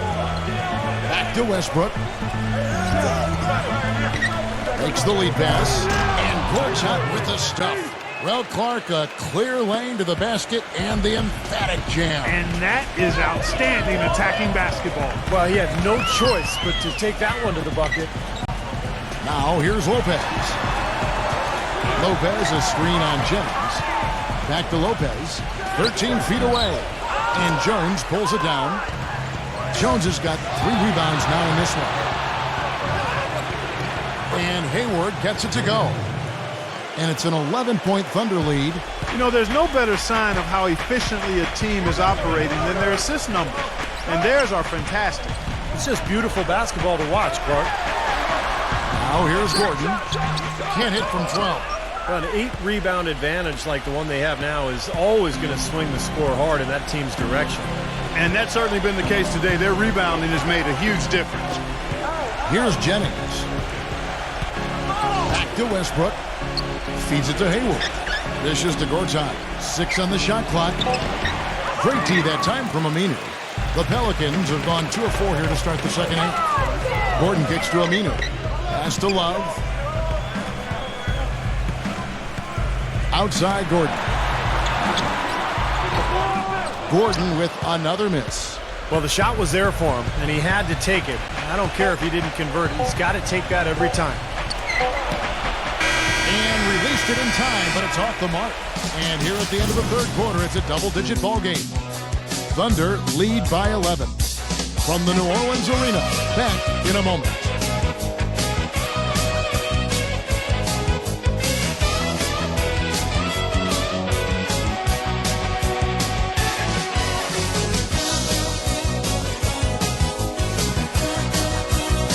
And thanks again for joining us. Let's see what happens here in the fourth.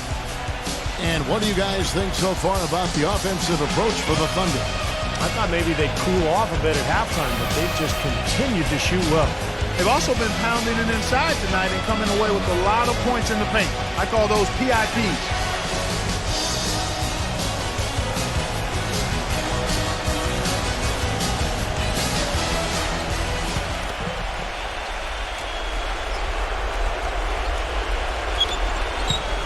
The Thunder leading by 11. Outside Westbrook. Outside Jennings. Launches it. Ibaka dishes to Durant. Gordon against Jennings. Miller with the double team. Ibaka outside. Durant. Back to Ibaka. 5 to shoot. Jennings for 3. And yes, sir, that one drops. Jennings has got the first basket as we get going in the fourth for the Thunder. Guys, they're looking for a way to score here. Yeah, they've had a tough time getting the lid off the basket so far. That drops. And it's 7 points for Eric Gordon. You know, size-wise, this is not a great one-on-one matchup for him, but he got that shot to go. But you wouldn't know it by how he finished. That's a nice hoop there. Now here's Westbrook. The feed to Udo. And that comes off the assist by Russell Westbrook.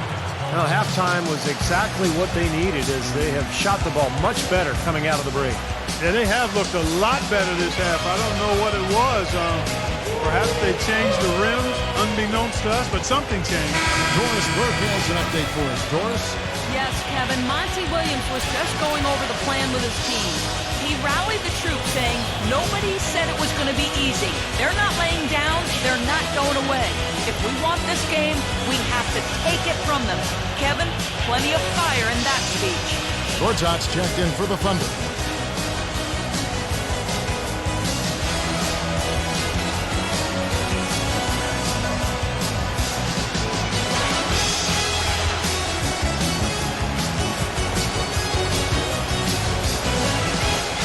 Just over a minute played here in the fourth. Love kicks to Miller. The feather touch on the finger roll. Beautiful. It makes it so easy for your teammate when you can lead him with a pass like that one. Here's Westbrook. And the shot counts. He's fouled, and it's a chance for a three-point play. He is one of the top athletes, not only in the game, Kevin, but in the world. And Westbrook can just elevate and do so many things once he's up in the air. Yeah, and he knows super aggressive attacking the basket, really puts pressure on the defense, and he does it with speed and raw physicality. He'll go at the biggest players in the league and not blink an eye and make you look bad if you don't get there soon enough. Now here's Love. Left side, Gordon.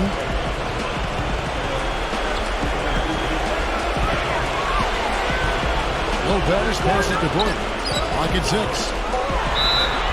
And so he draws the foul on the shot. A trip to the line to shoot 2. Injury has always been a big concern when you talk about Eric Gordon, but if you're a team, you have to roll the dice on him just because he's such an explosive scorer when he's healthy.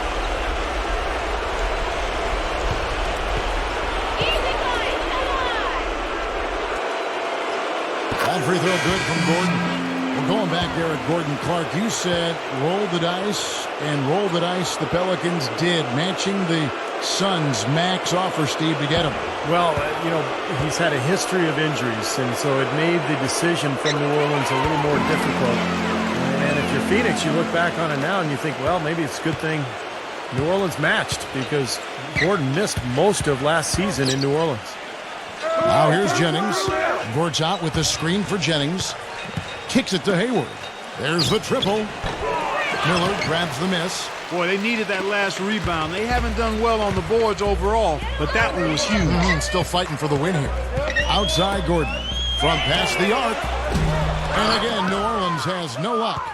And a real difficult game for him offensively, and it's costly. And Miller with the block, but he recovers it. Jennings dishes to Durant. Oh, yes, the turnaround. And the Thunder lead by 15. Well, the fans already heading for the exits, clearly not pleased with the way their home team played here today.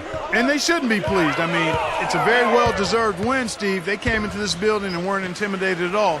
They were the aggressors. Now, here's Aminu. Outside Gordon. High post try. That doesn't go either for Gordon. Well, that's an excellent challenge right there. Good job contesting that shot by the defender. Up top, Jennings. He's guarded by Love. Up top, Jennings. So no problem for Oklahoma City as they get the win. Not much to be critical of with this win, Clark. Not at all. I mean, they showed up not just to play. They showed up to give great effort and to win, and they did both. And that about wraps it up for Clark Kellogg, Steve Kerr, and Doris Burke. This is Kevin Harlan thanking you for watching the NBA presented by 2K Sports. And now, Jordan presents our player of the game, Russell Westbrook.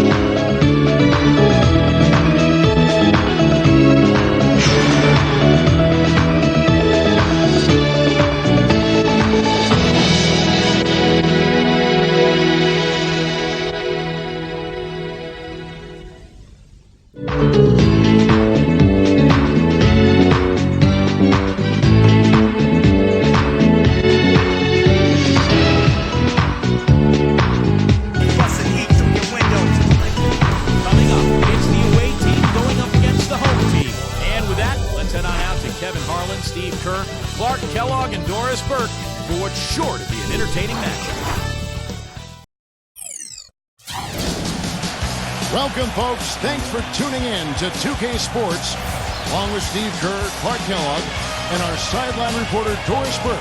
This is Kevin Harlan.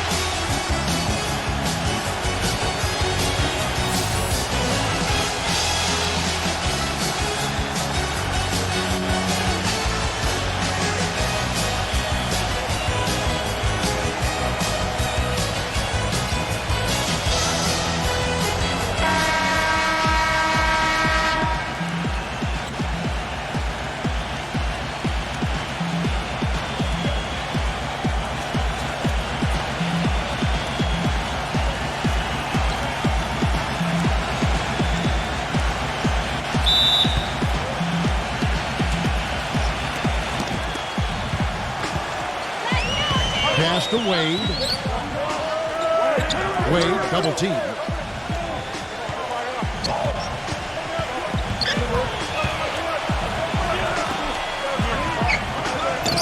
Six to shoot. A dagger. And the layup is good. Boy, he's so hard to stop, guys, because he poses a ton of matchup problems for the defense. It's Durant with the drive. Good on the shot. Yeah, here's a guy who gives the coach the luxury of a very simple play call, which is just the ISO. Get him the ball and get out of the way, and good things are going to happen. Another area where he excels is on one of the most fundamental plays in basketball, the pick and roll. He will lower the boom on the defender with a solid screen, and then is terrific at rolling into space and getting the basket. First trip to the free throw line for him tonight. Now, here is Young. The dish to Wade.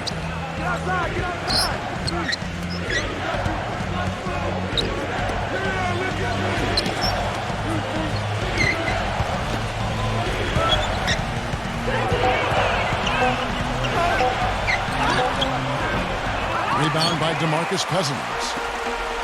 And here is Curry. Defenders rush to the rim and a mighty slam on the end of it. But through the teeth of some pretty soft D. I can't help but say that. Well, let's see how that impacts things here, because those kinds of plays sometimes can be game changers on both sides. It's stolen by Curry. Lays it in off the breakaway. That's exactly what you want coming off a steal. Get into transition, find an easy basket. Yes, sir. The ideal fast break opportunity there. Now here's Wade. Wade missing again. They've definitely hit that groove offensively. They sure have, guys. I mean, really aggressive. And I like that posture and mindset. Stay aggressive. Steve, you like groove, don't you? I do. I love groove, Kevin, and I love the attack mode this team is in, too. I mean, they're really getting into the paint. They're getting whatever they want offensively. And now Doris Burke has an update from the sideline. Well, when Don Nelson and I were able to chat a moment ago, we talked about the strategy as it applies to D-Wade.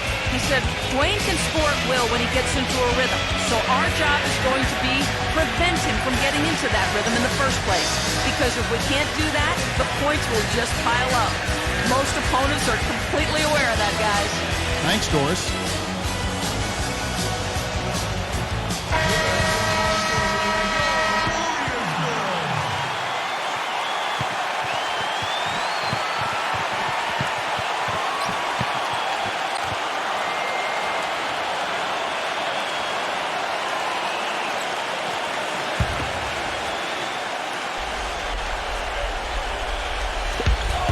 .115 left to play here in the first.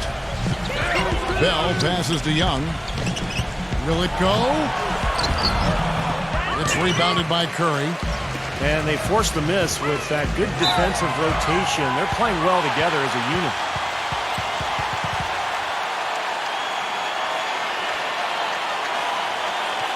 Daniel Gibson's checked in for Charlie Bell. 2 shots.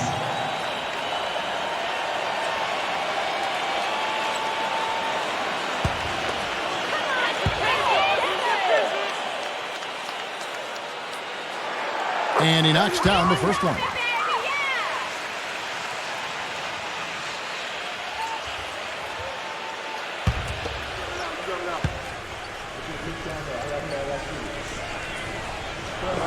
Durant hits them both. We're seeing today what makes him one of the best free throw shooters among the league's big men. Beautiful stroke. Price kicks to Gibson. Jean Charles. Knocked loose. And here's the fast break. Durant leading the way. And so he earns a trip to the line. Official saw the contact and he'll shoot 2. Green. And so he's picked up his final foul. And he will sit for the rest of this game. And watch how many times he initiates the pick and roll, Kevin, and how good he is at running it as the cutter. He's duped a lot of defenders with that play. And what I love about watching him play, Steve, is his terrific agility and body control. Even with the multiple defenders closing in, he contorts his body at angles that really give him a chance to make shots from weird positions all the time.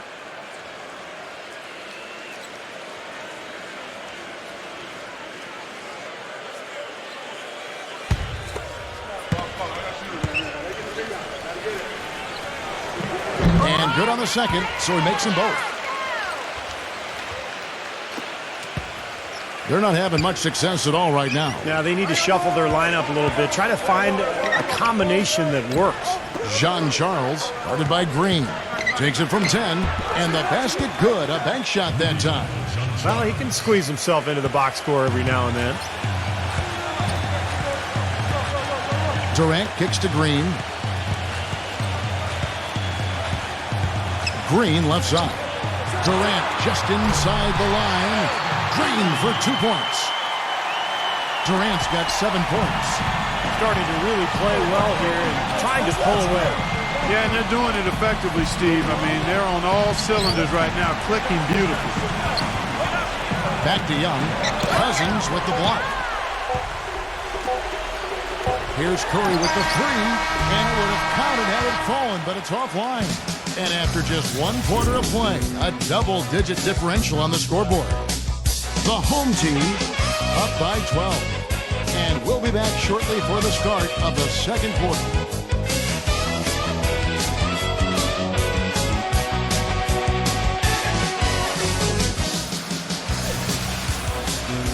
Well, not exactly a close game so far, but as the second quarter starts here, plenty of time for a comeback. And they've done a nice job here offensively to establish a rhythm and a pace to this game. And I like that they're finding ways to score, playing well here, Steve.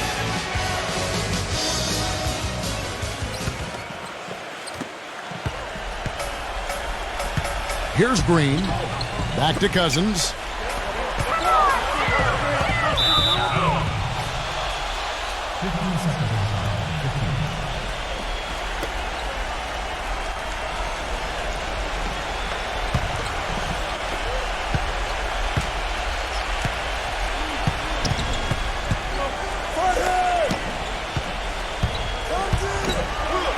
Lays it up, and despite of the excellent defense at that. Still trailing, but their offense is off life support here in the second quarter. It's got a pulse. Yeah, they're making some shots now, Clark, finally starting to make up some ground.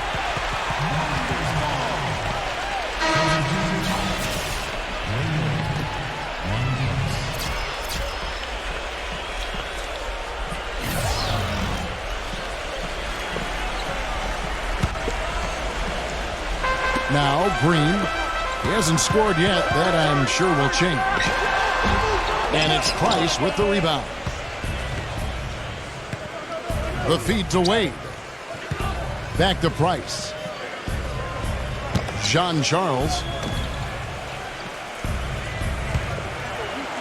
The feather touch on the finger roll. Beautiful. He has 6. The offense has a better flow, and it actually looks better here in the second quarter. Yeah, they've steadied themselves a little bit, trying to close this gap. They grab their own miss. No good from Cousins. Wade dishes to Price. Feeds it to Gibson. Shot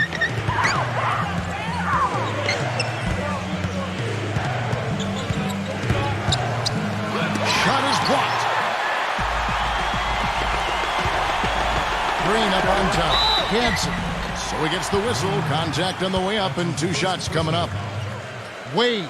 And so he's picked up his final foul, and he will sit for the rest of this game. That's it. 2 shots.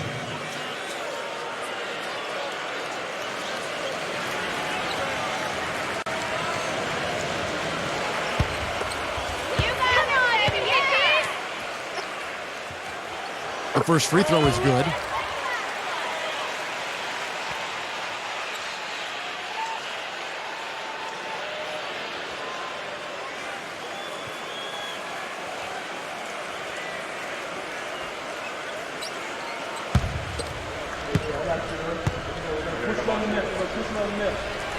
And so he hits both.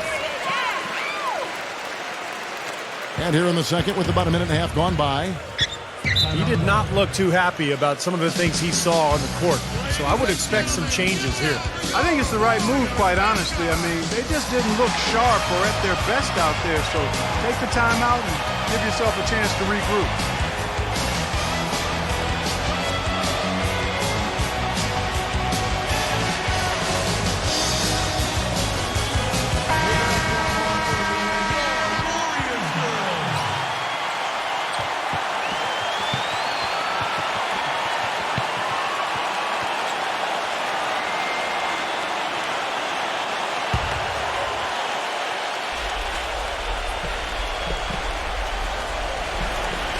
Second quarter, we're a little over a minute and a half in. Back to Price. They get a hand on it. The drive by Cousins. Gets it to go. The visitors with the ball. Down by 12. Number 13, defended by Durant.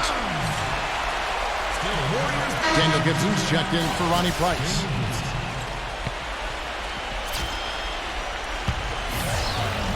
And we're about 2 minutes into the second quarter here. Curry kicks to Durant. A three-pointer, no good. You know, even though he missed that one, great shooters have a way of feeling when they've got enough room to pull the trigger. Yeah, not enough defensive coverage there to prevent him from firing that time. But yeah, I think if he's open, he's got to let that thing fly. Gibson passes to Young. DeMarcus Cousins comes up with the rebound. Cousins has got 3 rebounds now in this one. No good from the wing. Boy, we don't see that too often. No defender on him, and he just clanks the open jumper. About 7 seconds separating the shot and game clocks. Count the bucket.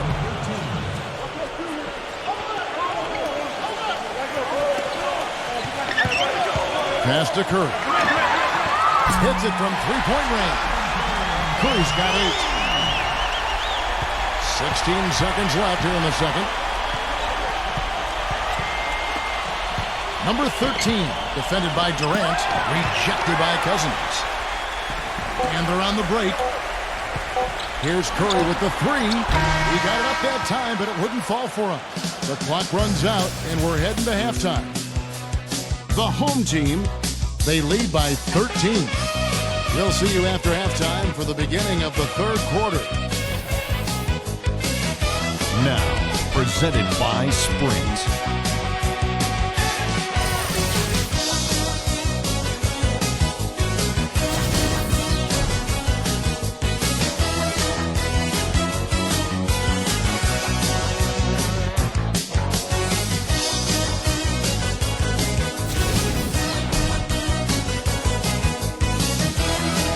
The Sprint Halftime Report, presented by Sprint.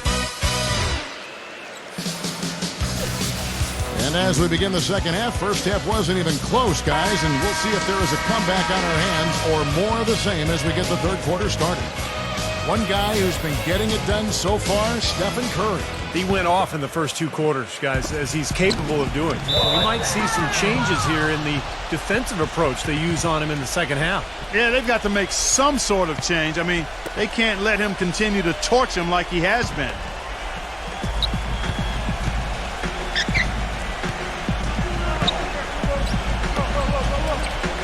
He kicks it to Gibson. It's off his leg. And it's being called a kickball.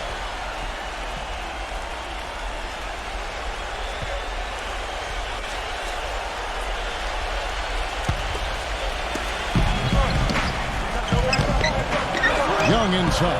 Cousins is there. Price. Green with the block. And they're able to recover. That's not how you want to kick off the second half with 3 straight misses. And the rebounding numbers don't actually tell the whole story. I mean, they're barely ahead in that category, but when they've needed them, they've gotten them. They've really battled hard.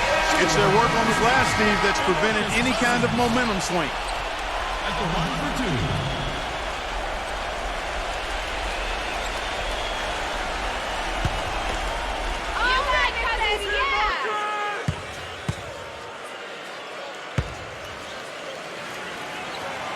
He misses the free throw.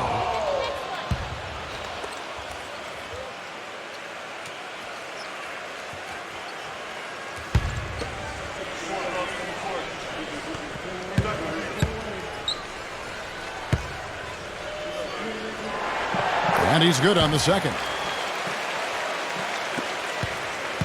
Price with the ball. They really want to find that igniter here. Yeah, that's right. Kevin, the offense has basically been running in place. They got to get going.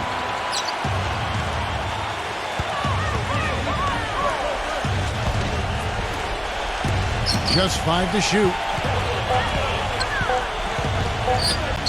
A dagger guarded by Kerr. The shot misses. Here is Durant.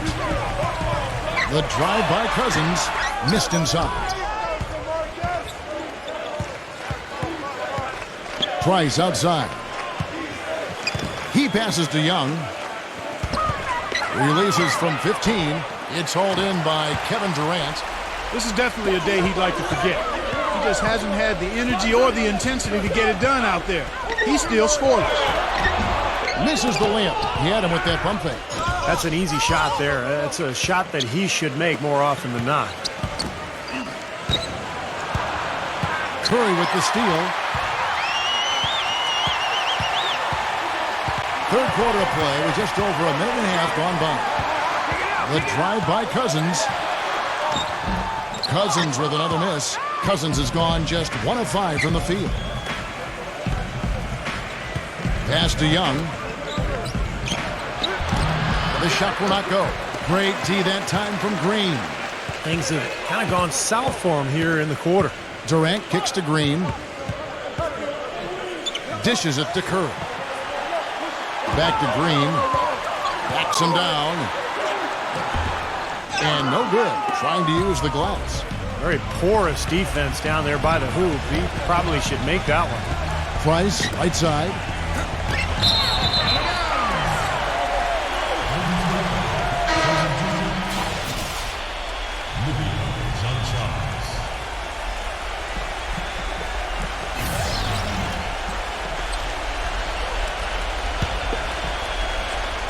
Not quite 2.5 minutes played here in the second half.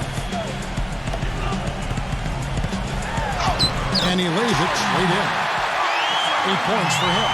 No firing. It's nice to see the ball actually go through the hoop. Yeah, that always makes a game look better. I mean, it's been ugly so far here, but hopefully shot making will improve the looks of this one. Now, here's Price. A dagger, guarded by Green. Clock at 6. He dishes it to Young. Tipped away. And the ball ends up out of bounds. And they'll keep possession.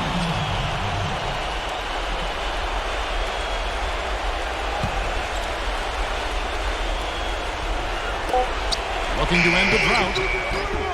Green with the rebound. Outside Curry. From the arc. And that's not going to go. And here at the end of the third quarter, it's a double-digit ball game. The home team up by 16. We're going to step aside for just a second, but join us right back here for the start of the fourth quarter next.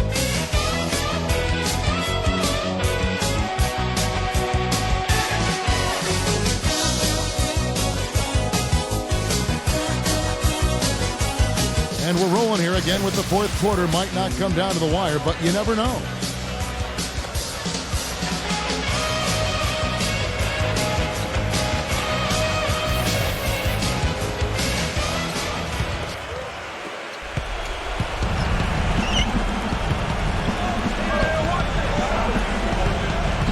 Price outside.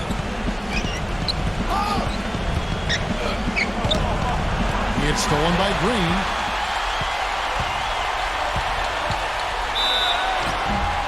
And he was fouled on the way up. 2 free throws now for him. Fina. And so he's picked up his final foul. And he will sit for the rest of this game. 2 shots.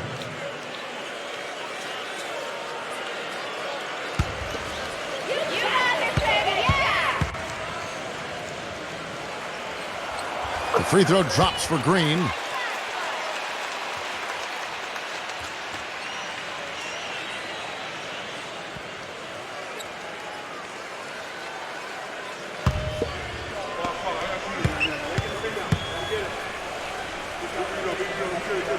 And both free throws good for Green.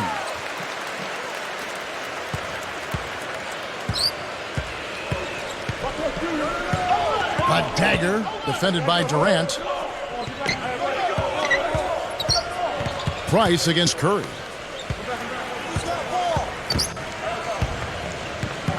Shot clock at 5. Jean-Charles. Here's Gadsden. No good on the 3. Gone 2 for 5 tonight.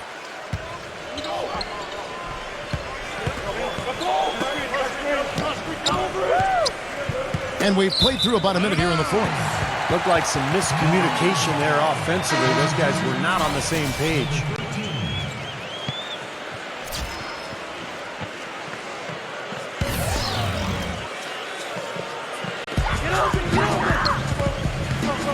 Green with the ball. Outside Curry. It's off his foot. And it's whistled a kick. Kicking ball.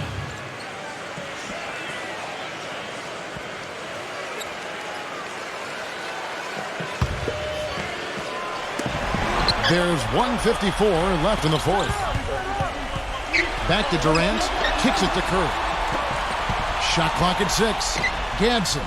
And a great assist by Curry as that one goes in. And every point they get now puts them one step closer to the W. If they're not there already, Steve, just a tremendous all-around game of basketball they played. Yeah, clearly they were starting to show signs of fatigue, so coach wanted to give them a second to get their win back.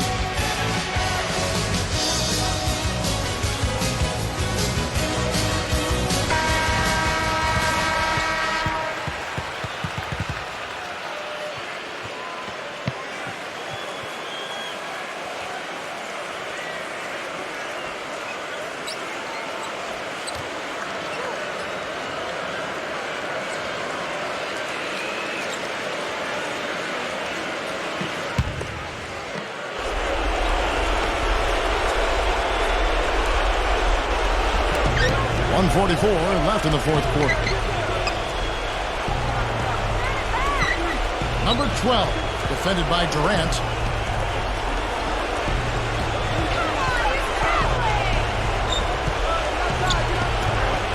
Six on the shot clock.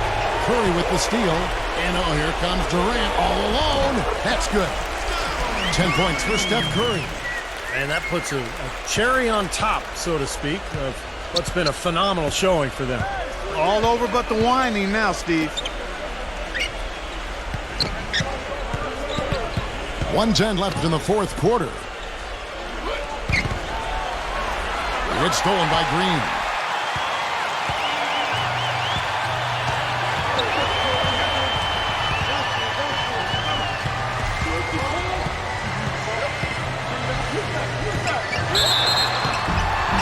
So the whistle blows on the shot and 2 free throws for the contact right there.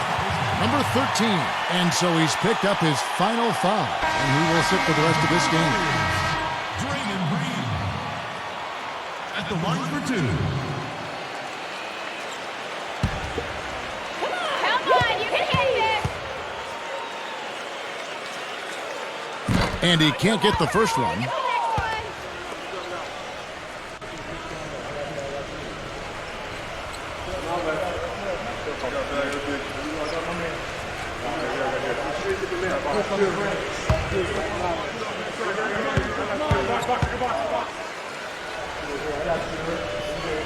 And the second free throw, good. 51 seconds left to play here in the fourth.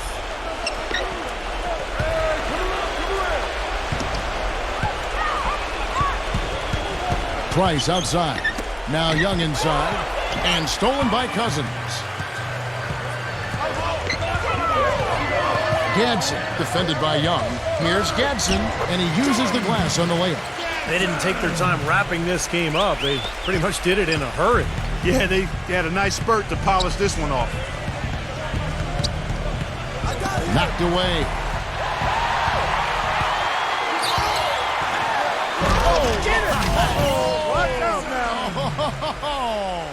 Rips down the 360 jam. They got to feel pretty good about this win tonight, guys, defending their home floor. Yeah, and just riding it out here now. I mean, they gave the fans what they wanted. 16 seconds left in the fourth quarter.